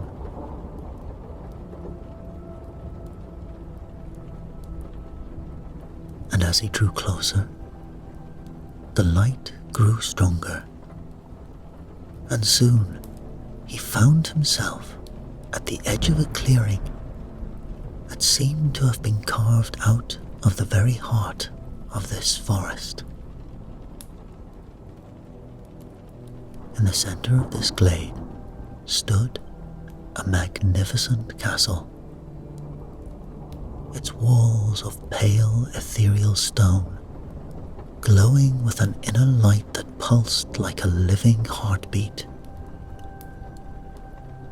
The windows were all lit up, casting an eerie, otherworldly radiance across the surrounding landscape. The Tarnished rode up to the great door of the castle, marveling at its intricate patterns and sigils that adorned its surface. He raised a hand to knock, the sound echoing through the stillness of the night like the tolling of a distant bell. But no answer came, and the door remained firmly barred.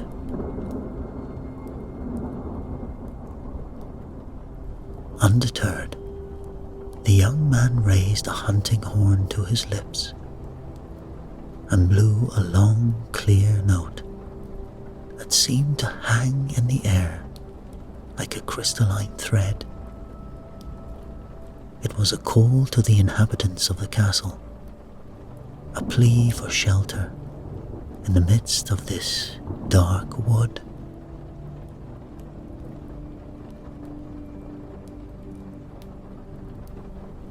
As the echoes of the horn faded into silence, the Tarnished waited, his heart pounding in his chest.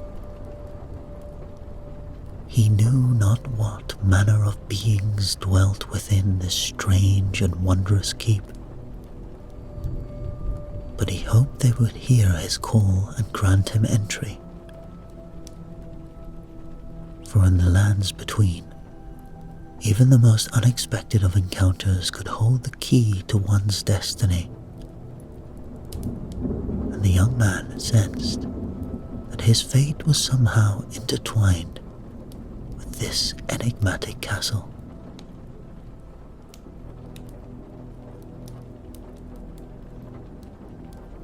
As if in answer to his call, the great door of the castle swung open of its own accord, its hinges moving soundlessly despite their apparent age and weight. The Tarnish hesitated for a moment, his hand resting on the hilt of his sword, before cautiously crossing the threshold into the enigmatic keep.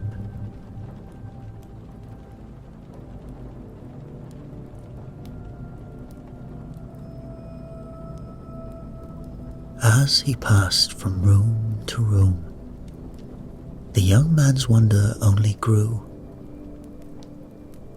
Fires burned brightly in every hearth, casting flickering shadows across the walls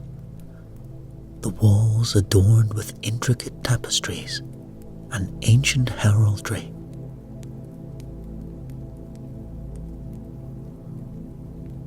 The air was suffused with a faint, otherworldly scent, like the memory of incense from a long-forgotten ritual.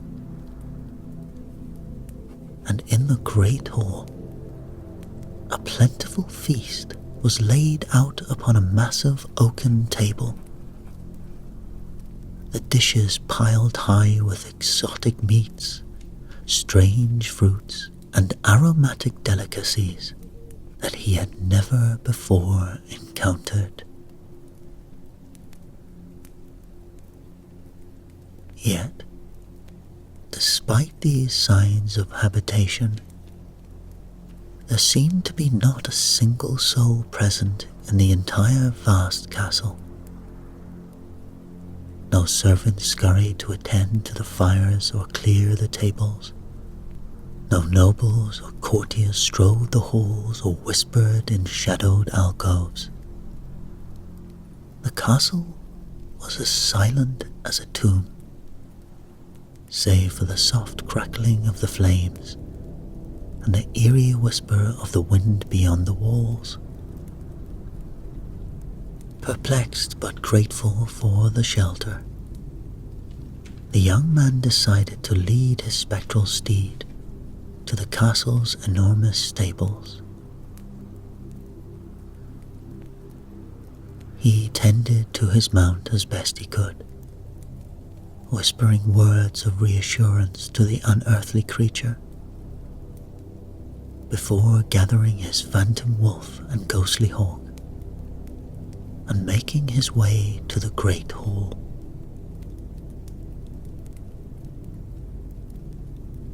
There, he partook of the strange feast, his hunger overcoming any trepidation he might have felt at the castle's eerie emptiness. The food was unlike anything he had ever tasted, both familiar and alien all at once,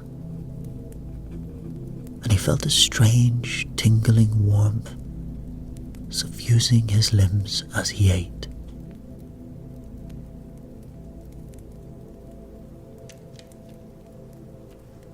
Once he had finished eating, the Tarnished moved to sit beside one of the great hearths, basking in the heat of the flickering flames. He began to remove his damp, travel-stained garments, laying them out to dry upon the flagstones as he pondered the mystery of this abandoned castle. For surely, he thought, there must be some purpose to his presence here, some reason why the fates had led him to this strange and wondrous place. And as he sat there, lost in contemplation, he could not shake the feeling that he was being watched by unseen eyes, and that his every move was being carefully observed and judged by forces beyond his ken. As the night grew long, and the Tarnished found himself nodding off beside the dying fire, he began to contemplate retiring to one of the bedchambers. But just as he was about to rise and make his way towards the stairs, a deep chime echoed through the hall. It was the tolling of a clock, its face set into the very stones of the wall. And as the final stroke of midnight faded into silence, a hidden door creaked open on the far side of the room. Through this portal strode a being that seemed to embody the very essence of the twisted, eldritch nature of the lands between. It was a grafted scion, a grotesque amalgamation of flesh and souls, the result of forbidden rituals and unspeakable sacrifices. Its body was a writhing mass of limbs and torsos, all fused together in a blasphemous mockery of human form.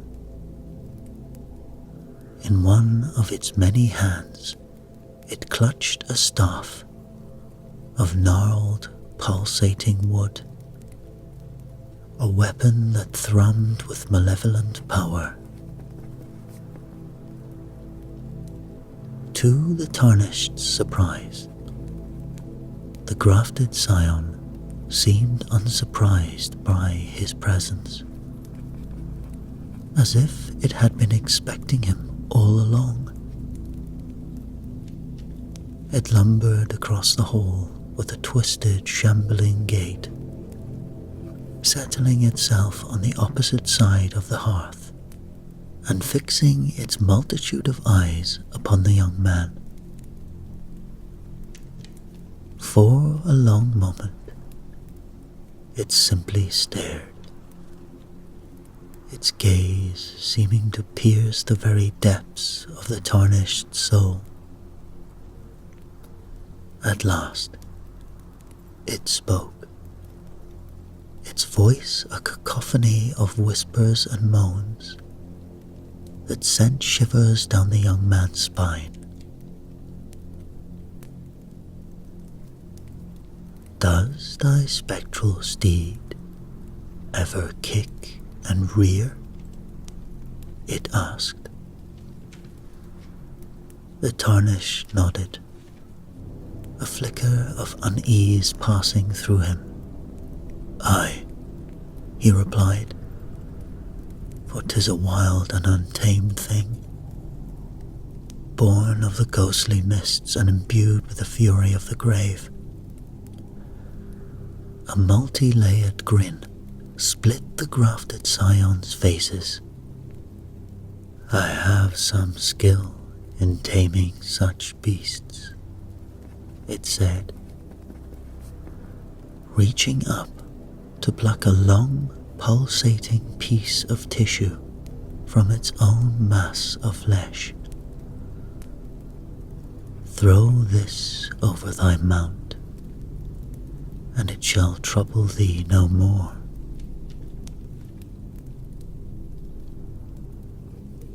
Something in the creature's voice compelled obedience, and the young man found himself rising and making his way to the stables, the tissue clutched tightly in his fist.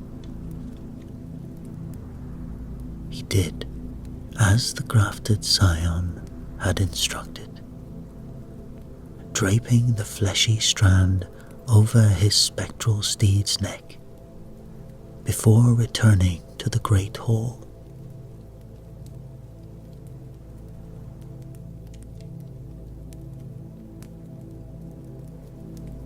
No sooner had he seated himself once more than the creature fixed him with its burning gaze once again.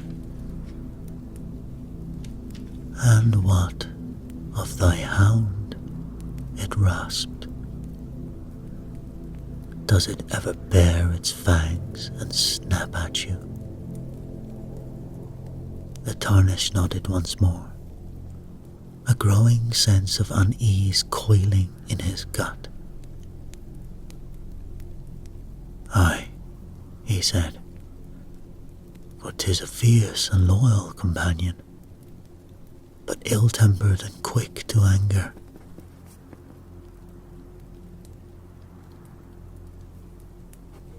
Again, the creature grinned, plucking another strand of tissue from its body and holding it out to the young man. "Cast this over the beast," it said, "and its fury shall be quelled." And so, feeling as though he were moving in a dream, the tarnish took the tissue and did as he was bidden, draping it over his snarling phantom wolf. But still, the creature was not done with him. "And thy hawk?" it asked, its voice now little more than a sinister whisper. "Does it ever peck and claw at thee?" Wild and untamable as the storms above. The young man could only nod, his throat tight with fear.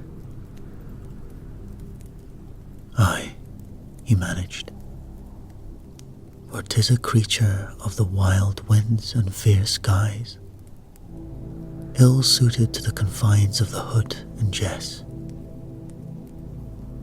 For a third time, the grafted scion plucked a tissue from its mass, holding it out to the tarnish with a twisted leer.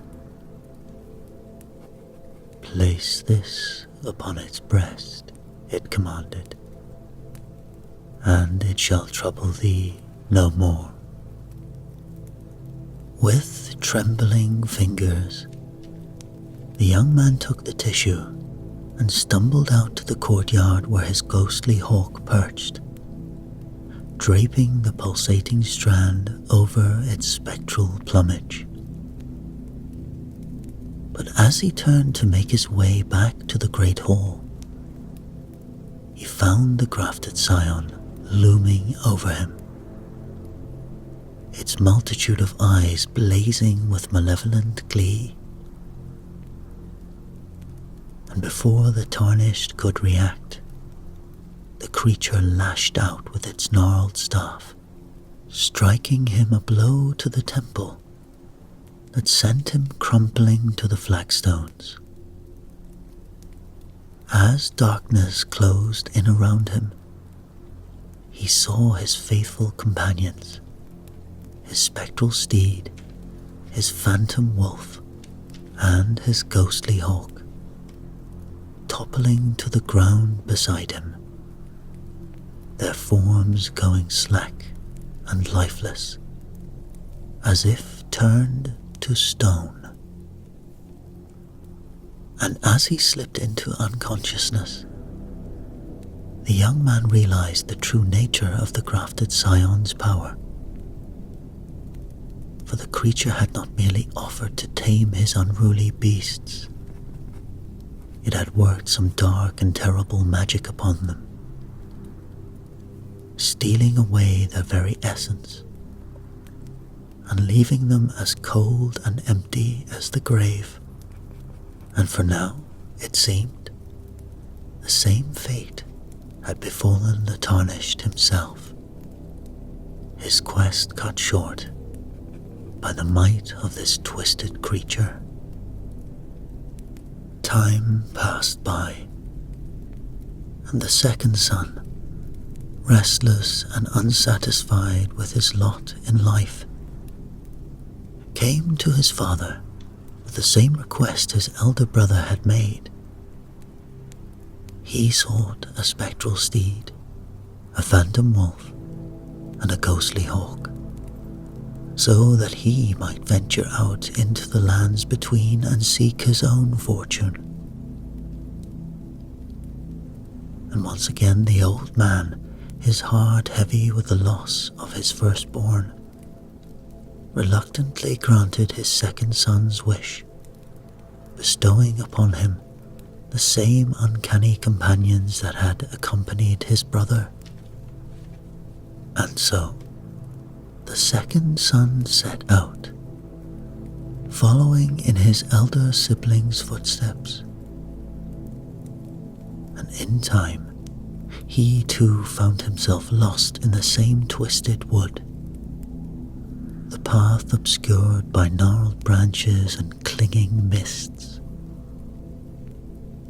And like his brother before him, he was drawn to the eerie light that spilled from the windows of the ghostly castle, a promise of shelter and warmth amidst the chilling darkness.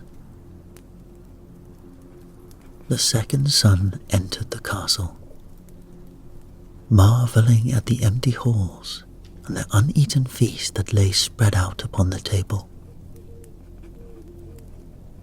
He supped and dried his clothes by the hearth, just as his brother had done. And when the grafted scion creature appeared, the young man found himself transfixed by its malevolent gaze. The creature questioned him just as it had questioned his brother, seeking dominion over the young man's spectral companions.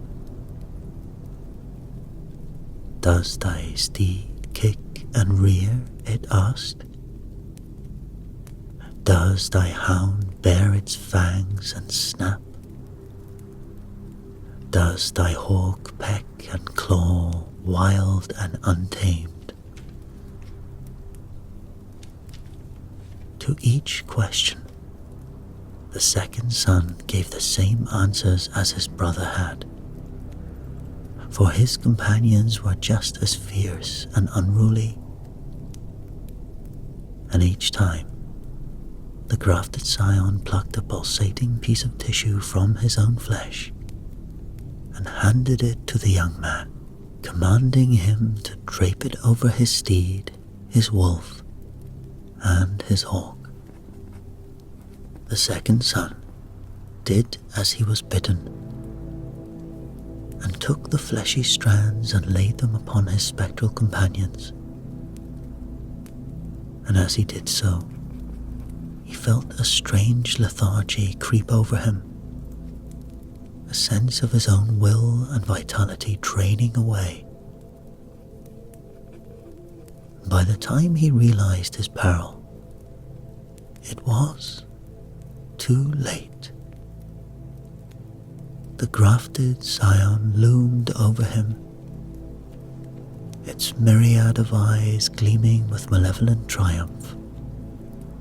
It raised its gnarled staff, and with a single, brutally efficient blow, it struck the young man down, just as it had struck down his elder brother. As darkness closed in around him, the second son saw his spectral companions crumple to the ground beside him. The grafted scion's dark magic having drained the very essence from their being. And with his last fleeting thoughts, the young man cursed his own foolishness and prayed that his youngest sibling, now the last hope of their dwindling family, would fare better than he had. And so, the second son was lost, another victim of the twisted creature that lurked within the ghostly castle. His fate, like that of his eldest brother, served only to deepen the mystery and peril that hung over the lands between.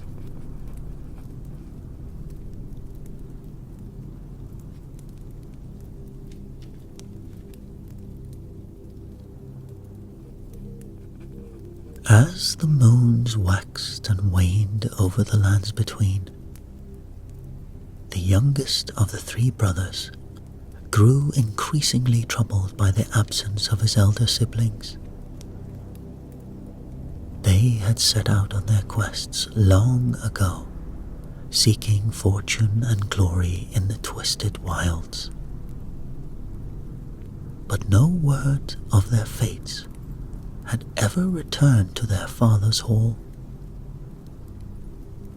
And, at last, the young man could bear the uncertainty no longer.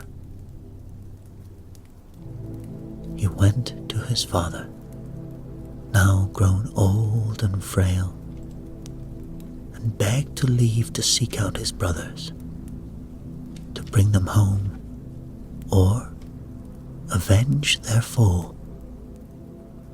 The old man, his heart heavy with grief and longing, gladly granted his youngest son's request.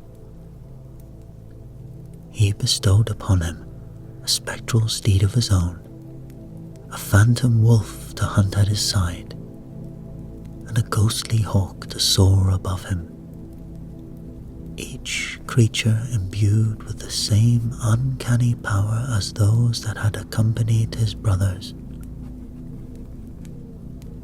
Armed with these loyal companions and his own quick wits, the young Tarnished set out into the mist-shrouded wilderness.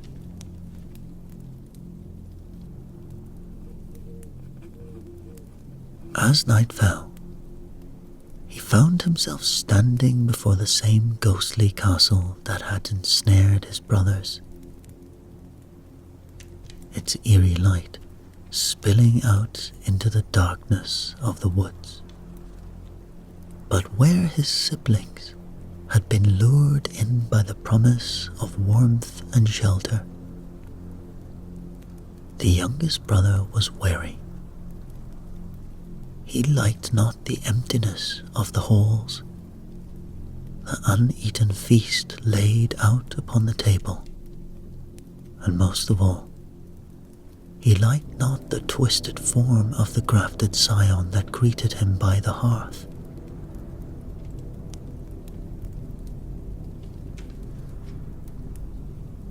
When the creature questioned him about his spectral steed, the young man answered briefly and carefully, feigning agreement when the scion offered one of its own pulsating pieces of tissue to the tame beast. But instead of draping the fleshy strand over his mount, the Tarnish merely pretended to do so, keeping the tissue hidden in his hand. At the first opportunity, he cast it into the fire, where it burst into flame with a hiss. "What's that fizzling noise?" asked the grafted scion, its its myriad of eyes narrowing with suspicion. "'Tis but the sap of the greenwood," the young man replied, his tone careless and unbothered, as he reached out to stroke his phantom wolf's spectral fur. The grafted scion seemed satisfied with his answer, and paid no mind to the similar sounds that followed when the tarnish cast the tissues meant for his hound and hawk into the flames. But the young man could feel the creature's malevolent gaze upon him, could sense its mounting frustration as he refused to succumb to its twisted magic.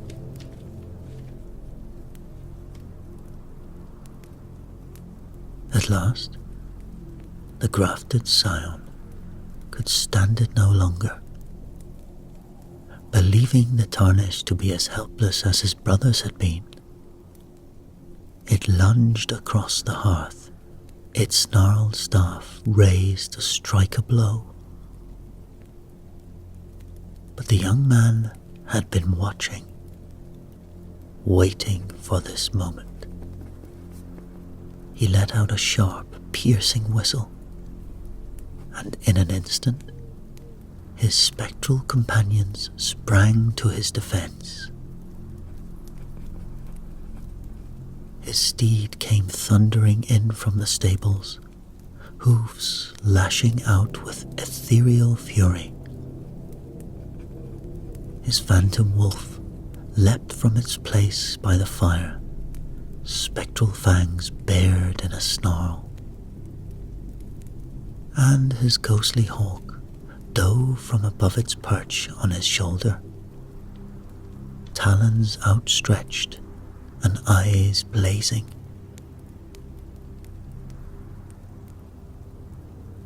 They fell upon the grafted scion as one, a whirlwind of fang and claw and thrashing hooves, and the creature let out a howl of rage as it found itself beset on all sides. The battle was fierce but brief, and for the grafted scion, with all its might, it was no match for the combined fury of the tarnished and his loyal companions. In the end, the creature lay lifeless upon the flagstones, its gnarled staff fallen from its lifeless grasp.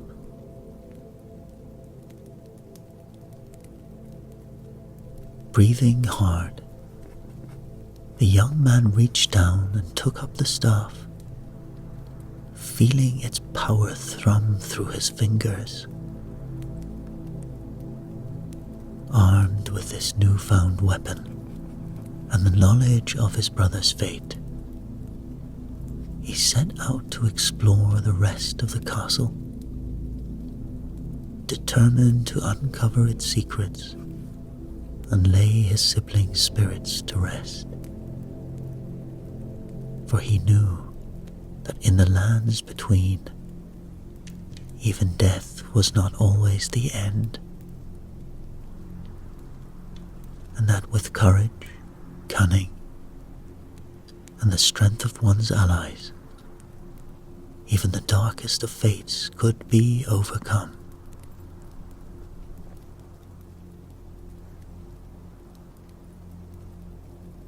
As he delved deeper into the keep's winding passages, he found himself in a series of dark and dreary dungeons. In one of these dank cells, he discovered his two brothers lying side by side, their spirits seemingly fled from their mortal shells. But the young tarnish was not one to accept defeat so easily. He touched the gnarled staff to his brother's still forms and in an instant, a surge of energy coursed through their bodies. Their eyes snapped open, and they sprang to their feet. Life and vigor restored by the strange magic of the grafted scion's weapon. Heartened by this miraculous reunion, the three brothers pressed on, exploring the remaining dungeons with renewed purpose. In another cell, they discovered their spectral companions, the ethereal steeds, phantom wolves, and ghostly hawks that had been drained of their essence by the grafted scion's dark magic. Once again, the youngest brother touched the staff to their lifeless forms, and once again, the creatures stirred and rose, their spectral bodies suffused with renewed vitality.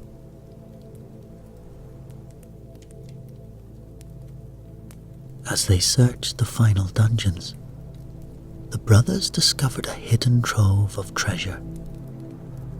Great chests filled with gold and ruins, shimmering smithing stones, and other priceless artifacts from the age before the shattering. It was a fortune beyond their wildest dreams, enough to secure their family's prosperity for generations to come. Their quest complete and their fallen companions restored, the three brothers buried the remains of the grafted scion within the castle's crumbling walls, sealing away the twisted creature's power forever.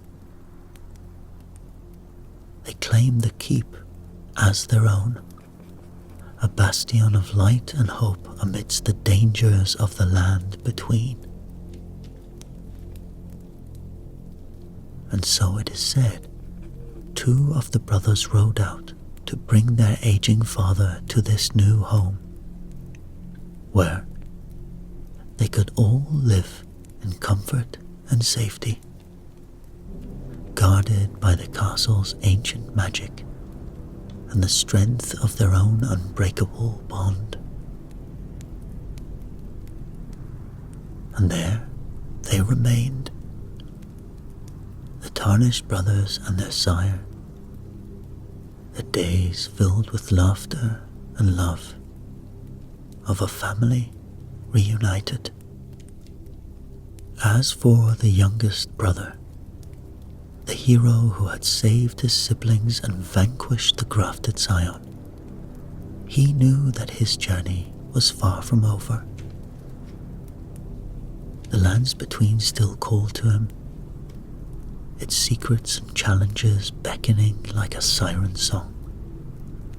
Armed with the gnarled staff and the knowledge of his own strength and cunning, he set out once more into the mist-shrouded wilds, ready to face whatever trials lay ahead.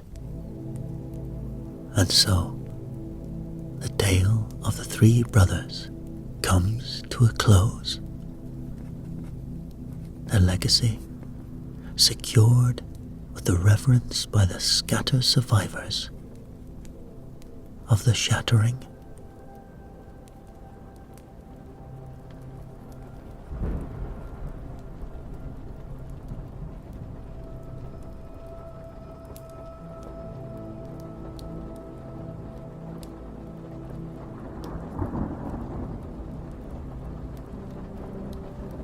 There once lived a demigod of terrible renown, said to have been a descendant of a greater outer god.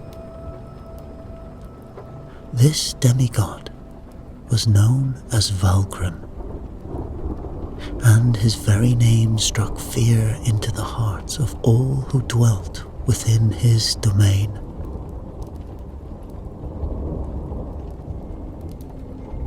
Unlike his divine ancestor, who was said to have been a being of capricious mirth Valgrim was a twisted, malevolent soul, his nature thoroughly corrupted by the powers that coursed through his veins. He stood as a giant, a towering figure of dread, his huge size and reputation alone enough to cow the surrounding lands into submission. From his stronghold, a grotesque, sprawling fortress of blackened stone and jagged spires, Valgrim held sway over a vast region of the lands between. His greatest pride and delight lay in the rearing of a monstrous herd of mutated swine, abominations birthed from the unholy union of flesh and primal magic. These beasts, each a towering mass of bristling fur, razor-sharp tusks, and insatiable hunger, served as a living testament to their master's cruelty and power. To manage this herd, Valgrim employed a group of beastmasters, wretched souls bound to his service by fear and dark sorcery. Yet even these hardy servants could not control the swine alone, for the beasts were as cunning as they were vicious.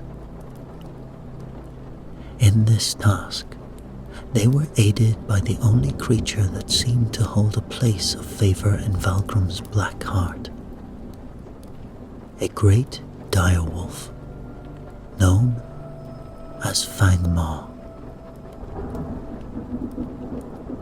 Fangmaw was a paragon among its kind, a beast of enormous size and intelligence.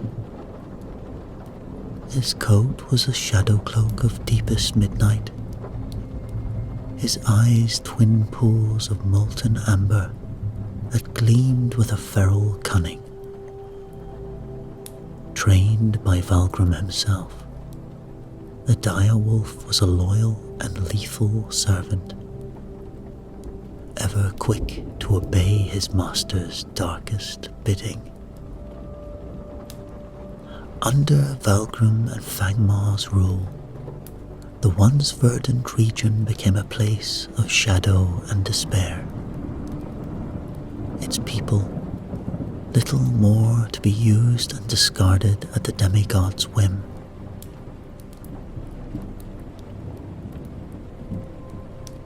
Between Valgrim and Fangmaw, there existed an uncanny bond, a connection that transcended the boundaries of master and beast.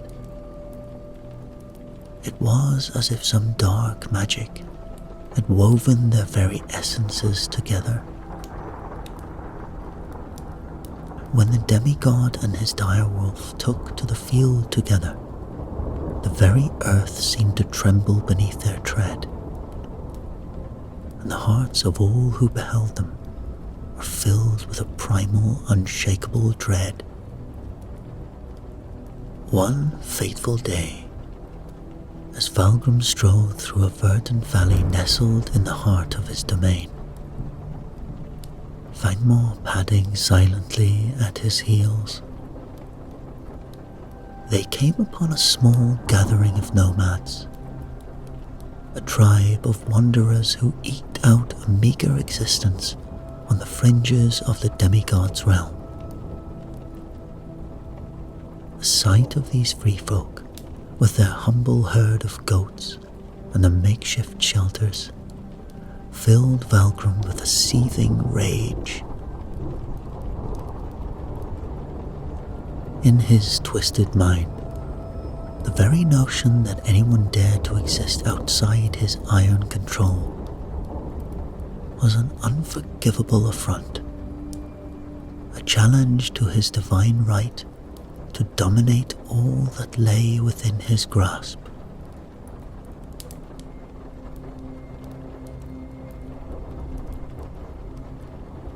With a snarled command, he unleashed Fangmore upon the hapless nomads, his voice laced with a malevolent glee. In a flash of midnight fur and gleaming fangs, the direwolf lunged forward, a living missile of fang and claw.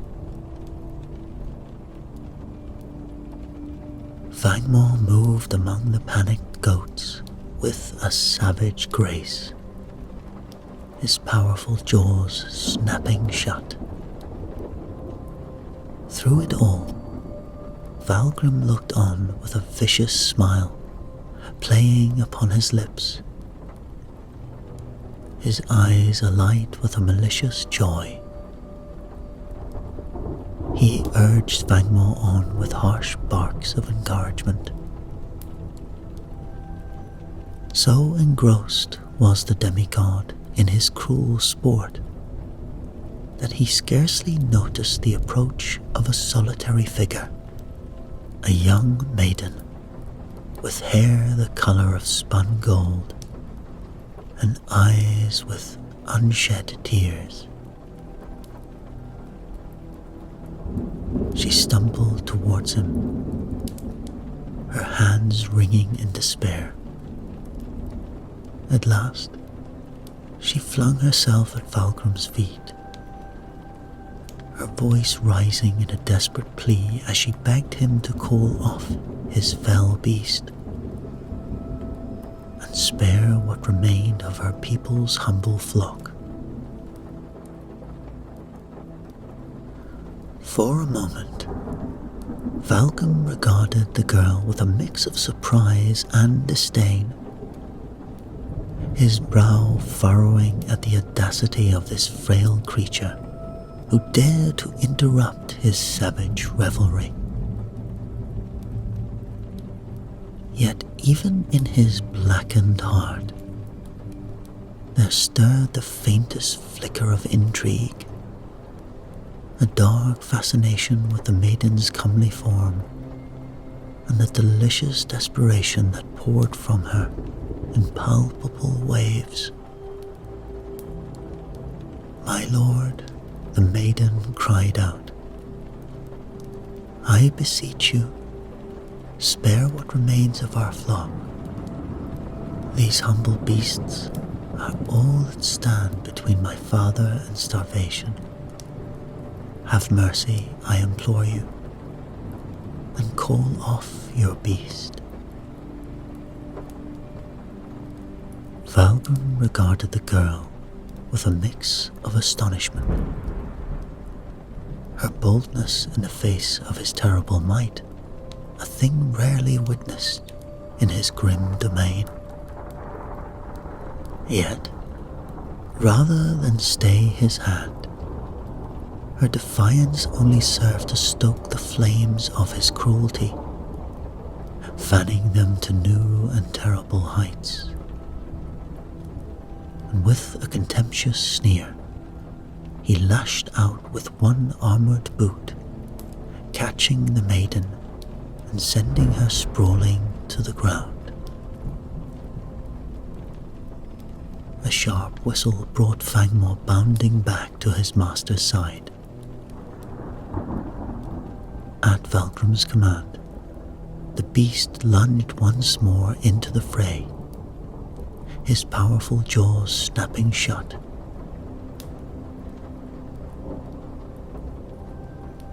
The maiden, her body racked with sobs of grief, could only watch on helplessly as the dire wolf continued his grisly work. Yet, even in the depths of her anguish, Valgrim found himself drawn to the maiden once more. In his mind, a new and insidious desire began to take hold, a hunger that had little to do with the thrill of the hunt or the joy of the wanton destruction. Reaching down with one massive gauntleted hand, demigod seized the maiden by the wrist, hauling her to her feet. His fingers closed around her slender frame like a vice, the metal of his armor biting into her soft, yielding flesh. Leering down at his captive prize, Valgrim let his other hand roam across her body, savoring the delicate texture of her skin. But the maiden, even in the grip of her terror, possessed a fierce and unyielding spirit. With a burst of desperate strength, she wrenched herself free from Valgrim's grasp and headed towards the shelter of a nearby group of twisted trees. Valgrim, his face contorting in rictus of rage and thwarted lust,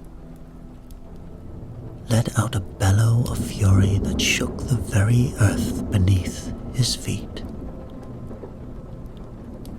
Ignoring the protests of his armor, he gave chase, his thunderous strides eating up the ground between himself and his prey. Yet, for all his terrible might, the girl's desperate speed and the treacherous terrain conspired against him, allowing her to maintain a slim but steadfast lead.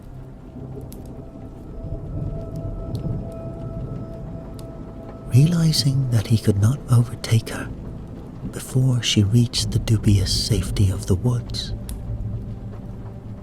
Valgrim called once more to Fangmore, his voice harsh and laden with a terrible promise of violence. The direwolf whirled and bounded after the fleeing maiden, its powerful limbs carrying him across the distance with terrifying speed.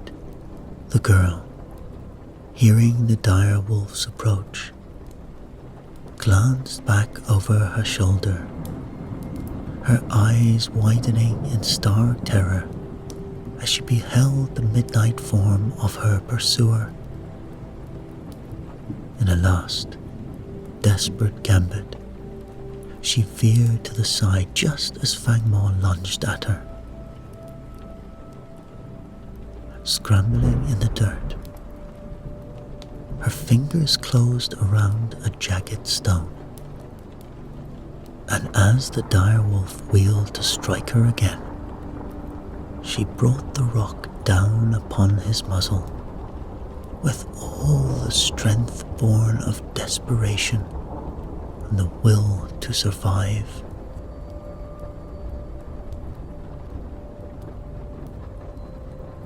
Fangmore recoiled with a yelp of pain and surprise, the sudden, unfamiliar sensation of vulnerability flooding his predatory mind. Warily, he circled the fallen maiden, his fangs bared in a menacing snarl, but made no further move to attack. Even Valgrim's furious commands seemed to fall upon deaf ears, the direwolf's confidence shaken by this unexpected turn of events. Yet, the demigod's wrath could not be so easily thwarted. Closing the distance to the stricken girl in a few immense strides, he towered over her prone form. In one hand, he hefted his immense battle axe, the weapon's keen edge glinting in the fading light. With a roar of primal rage, he brought the blade down, the keen edge cleaving the maiden's skull. In an instant, the light of life fled from her eyes, her body going limp as her spirit fled its shattered mortal vessel. Valgrim, his chest heaving with exertion and his face twisted in a mask of cruel satisfaction, planted one armored boot upon her lifeless form. Turning away, he let out a sharp whistle,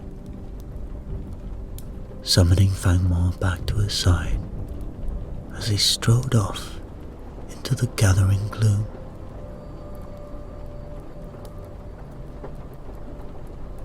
Word of the demigod's latest atrocity spread like wildfire throughout the surrounding lands. The tale of the maiden's death and the callous slaughter of her tribe's goats sent a fresh wave of terror rippling through the populace. Though Valgrim's cruelty was already legend, this new act of savagery plumbed depths of depravity that left even the most hardened souls reeling with shock and disgust.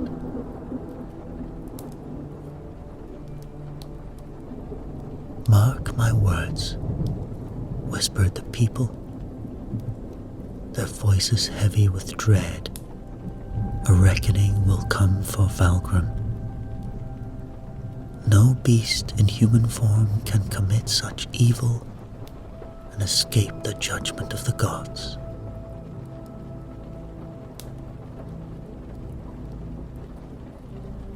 And though none dared speak it aloud, in the secret corners of their hearts, they clung to the faint and desperate hope that someday, somehow, the demigod would be made to pay for his wickedness, and that justice, long denied, would be at last served.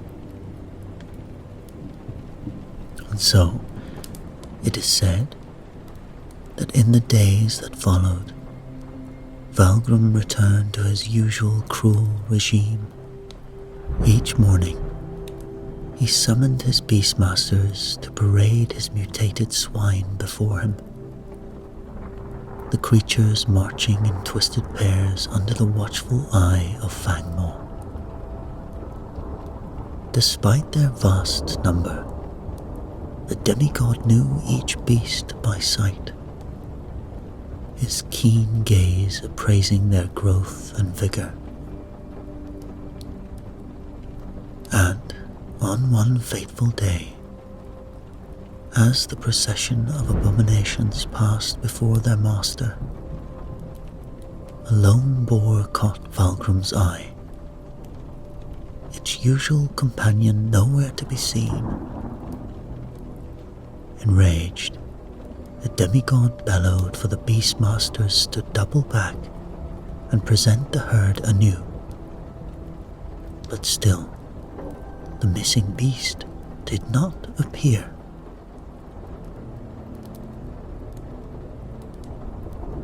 Rounding on Fangmaw, Valgrim lashed out with a vicious kick, his armored boot crushing against the dire wolf's flank. "You grow slack in your duties," he snarled, his voice dripping with menace. "Find the stray, or face the consequences of your failure."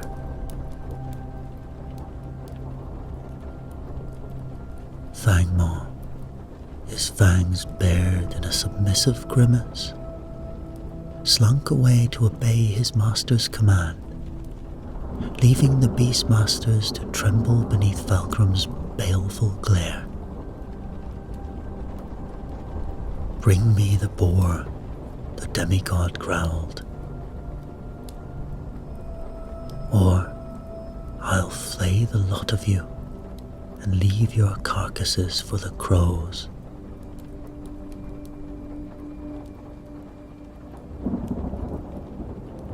As the Beastmasters turned to begin their search, a mournful howl split the air. The sound of Fangmaw's distress carrying across the blighted landscape. Valgrim, his curiosity piqued, set off in the direction of the noise. His immense strides outpacing his servants with ease.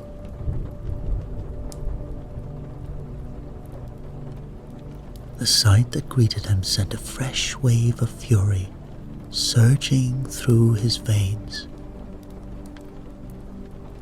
There, lying amidst the twisted roots of a gnarled tree, lay the carcass of the missing boar, a single arrow protruding from its heart. Fangmaw crouched nearby, his posture a mix of fear and grim loyalty.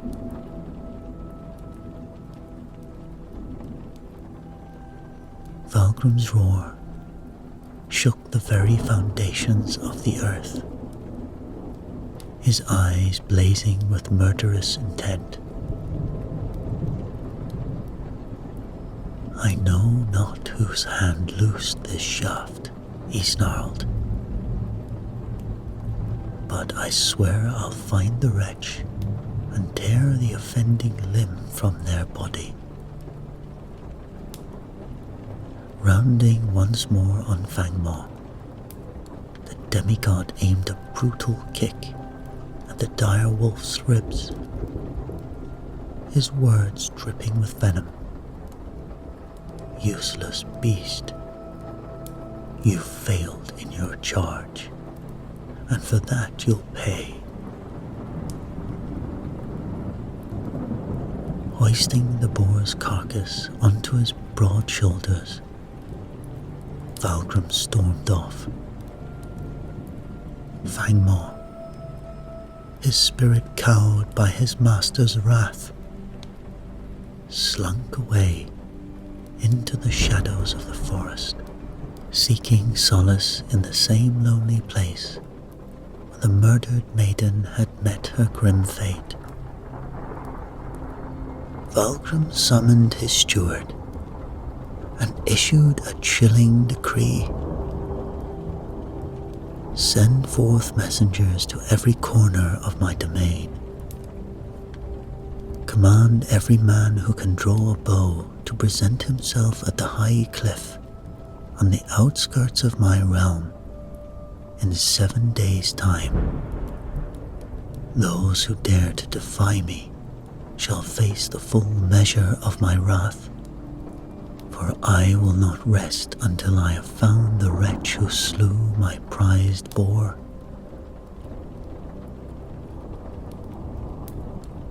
As word of the summons spread, a palpable fear gripped the populace, each person dreading what secrets their neighbors might divulge under duress. The days crept by, and Valgrim's impatience festered, fueled by Fangmaw's continued absence. Stalking his battlements, the demigod spied a familiar shape moving amidst the trees. The dire wolf, the sole creature for whom he had ever felt a glimmer of genuine affection. Valgrim called out, his voice carrying across the blighted landscape. "Fangmaw, to me, you ungrateful cur." Though the dire wolf's ears pricked up in recognition, the beast remained rooted in place, refusing to heed his master's command. Enraged by this final act of defiance, Valgrim snatched up his great bow and loosed an arrow, the shaft finding its mark in Fangmaw's heart. the direwolf crumbled to the ground, his life ebbing away in the same spot where the maiden had met her doom.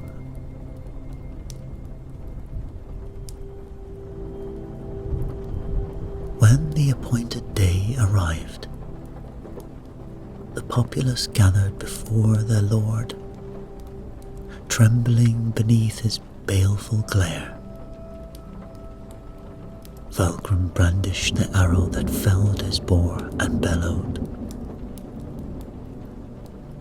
"Which of you loosed this accursed shaft? Speak, and your death shall be swift." Met with only stubborn, fearful silence, the demigod's fury reached new heights. 3 times he repeated his question, and 3 times the crowd remained mute, their faces ashen with dread. "So, you dare defy me?" Valgrim snarled, his eyes blazing with malevolent fire.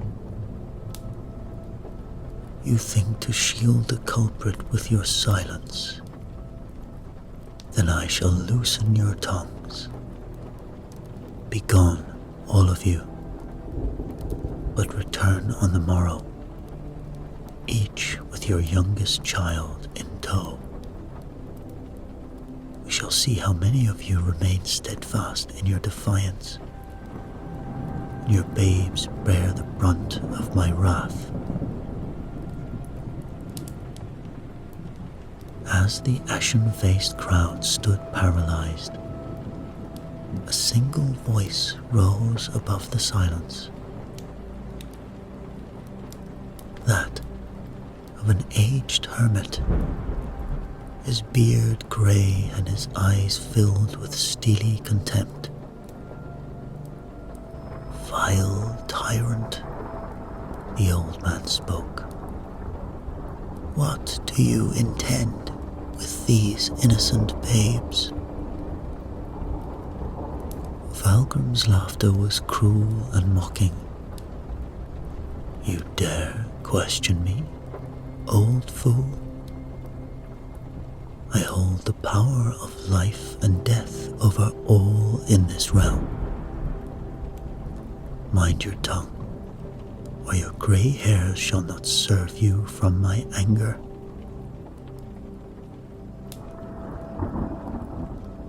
Undaunted, the hermit pressed on.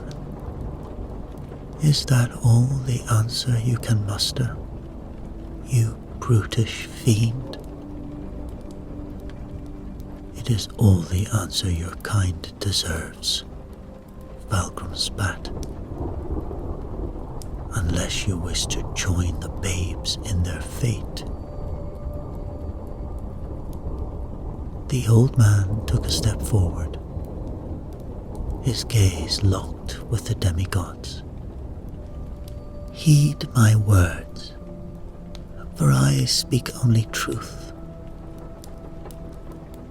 For tomorrow is the day sacred to your divine ancestor of the outer gods, is it not?"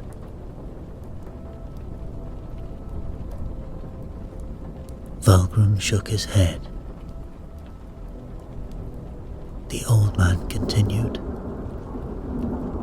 "If on that hallowed day you spill even a single drop of innocent blood, or cause one babe to cry out in fear, then mark me, dead or alive, you shall never set foot again within your precious stronghold."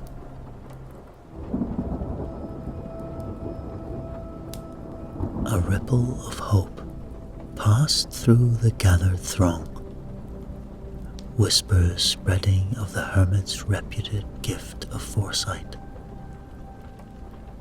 Valgrim, however, merely sneered in contempt. "Crawl back to your hovel, you doddering old goat. Tomorrow you shall bear witness to the fate of those who dare challenge my will. With that, the demigod turned his back on the assembly and strode away, leaving the people to dread what fresh horrors the morrow would bring.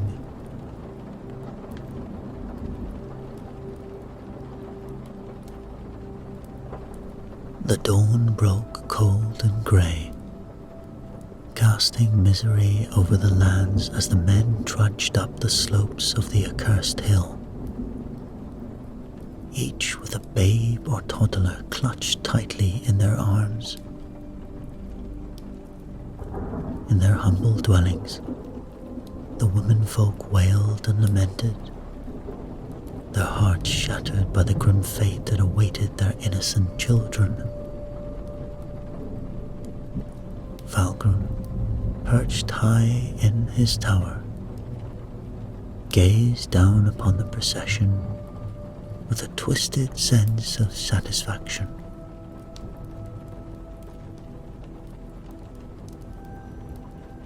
As the tragic assembly gathered, a flicker of surprise rippled through the crowd at the sight of the aged hermit standing before them, his eyes filled with calm determination.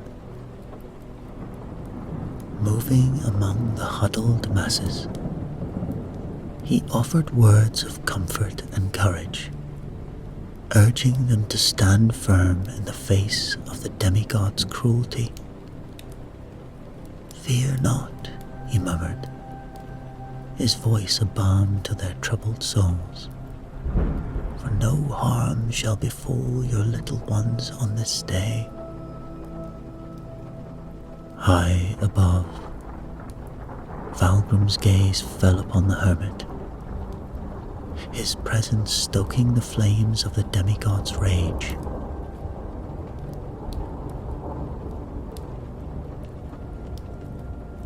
As he prepared to descend and confront the assembly, a steward burst into the chamber, falling to his knees in supplication.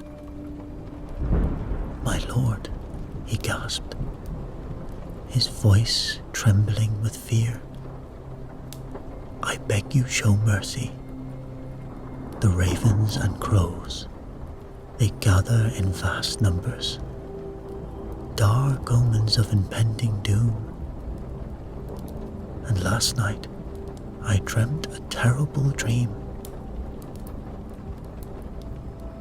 His words were cut short by a vicious blow from Valgrim's armored boot. The demigod's laughter, cruel and mocking, echoed through the chamber as he aimed a second kick.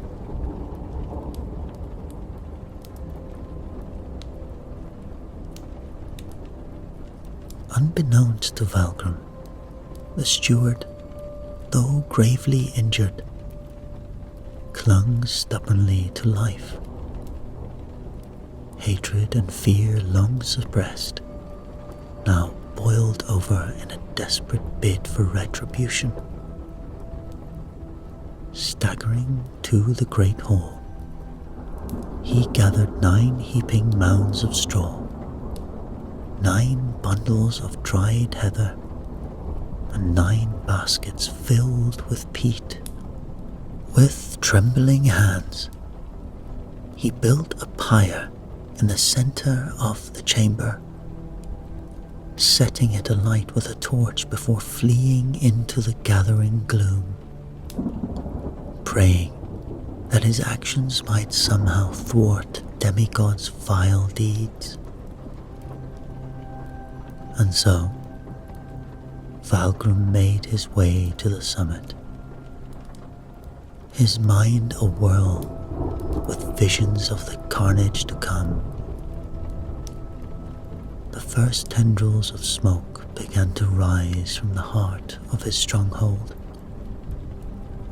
a harbinger of the cataclysm that was about to unfold. As Valgrim strode up the hillside, his mind consumed by thoughts of vengeance, a series of grisly discoveries shattered his focus. Barely 9 paces from his stronghold lay the lifeless forms of 9 mutated boars. 9 steps further, another 9 carcasses greeted his disbelieving eyes. This pattern repeated itself all the way to the summit. The demigod's rage mounting with each revelation until fury choked his very breath. At last, he reached the assembled throng, his voice a strangled bellow of rage. You dare defy me? By the outer gods, your blood shall paint these slopes crimson, and the birds shall feast upon your flesh. Pausing to catch his breath, Valgrim's gaze fell upon the aged hermit, standing calm and resolute before the cowering masses. You there, the demigod roared, jabbing a finger at the old man. Come forth and face me. The hermit, his voice steady and clear, replied, If you wish to speak with me, then you must come here. I do not fear you, for your power has waned. If you doubt my words, then look behind you. Valgrim, his curiosity piqued, cast a glance over his shoulder. From the heights of his stronghold, 9 tongues of lurid flame licked at the sky, while 9 columns of oily smoke billowed forth, staining the heavens. The demigod's eyes, wide with disbelief, turned crimson as he snatched up his battle axe, preparing to strike down the hermit. Yet, before the blow could land, the weapon slipped from his grasp, clattering to the ground as terror drained the color from his face. Because there, materializing from the mists, stood the spectral forms of the murdered maiden and the fallen direwolf. The maiden, her visage pale and ethereal, regarded Valgrim with sorrowful eyes, while at her side, Fangmaw strained against an unseen leash, his spectral fangs bared in a snarl of righteous fury. Valgrim, his knees turning to water, stumbled backwards, his gaze locked on the advancing apparitions. The crowd, their breath held in collective anticipation, watched as the demigod's retreat carried him ever closer to the cliff's edge. Then, with a flick of her wrist, the maiden released her hold on Fangmaw's leash.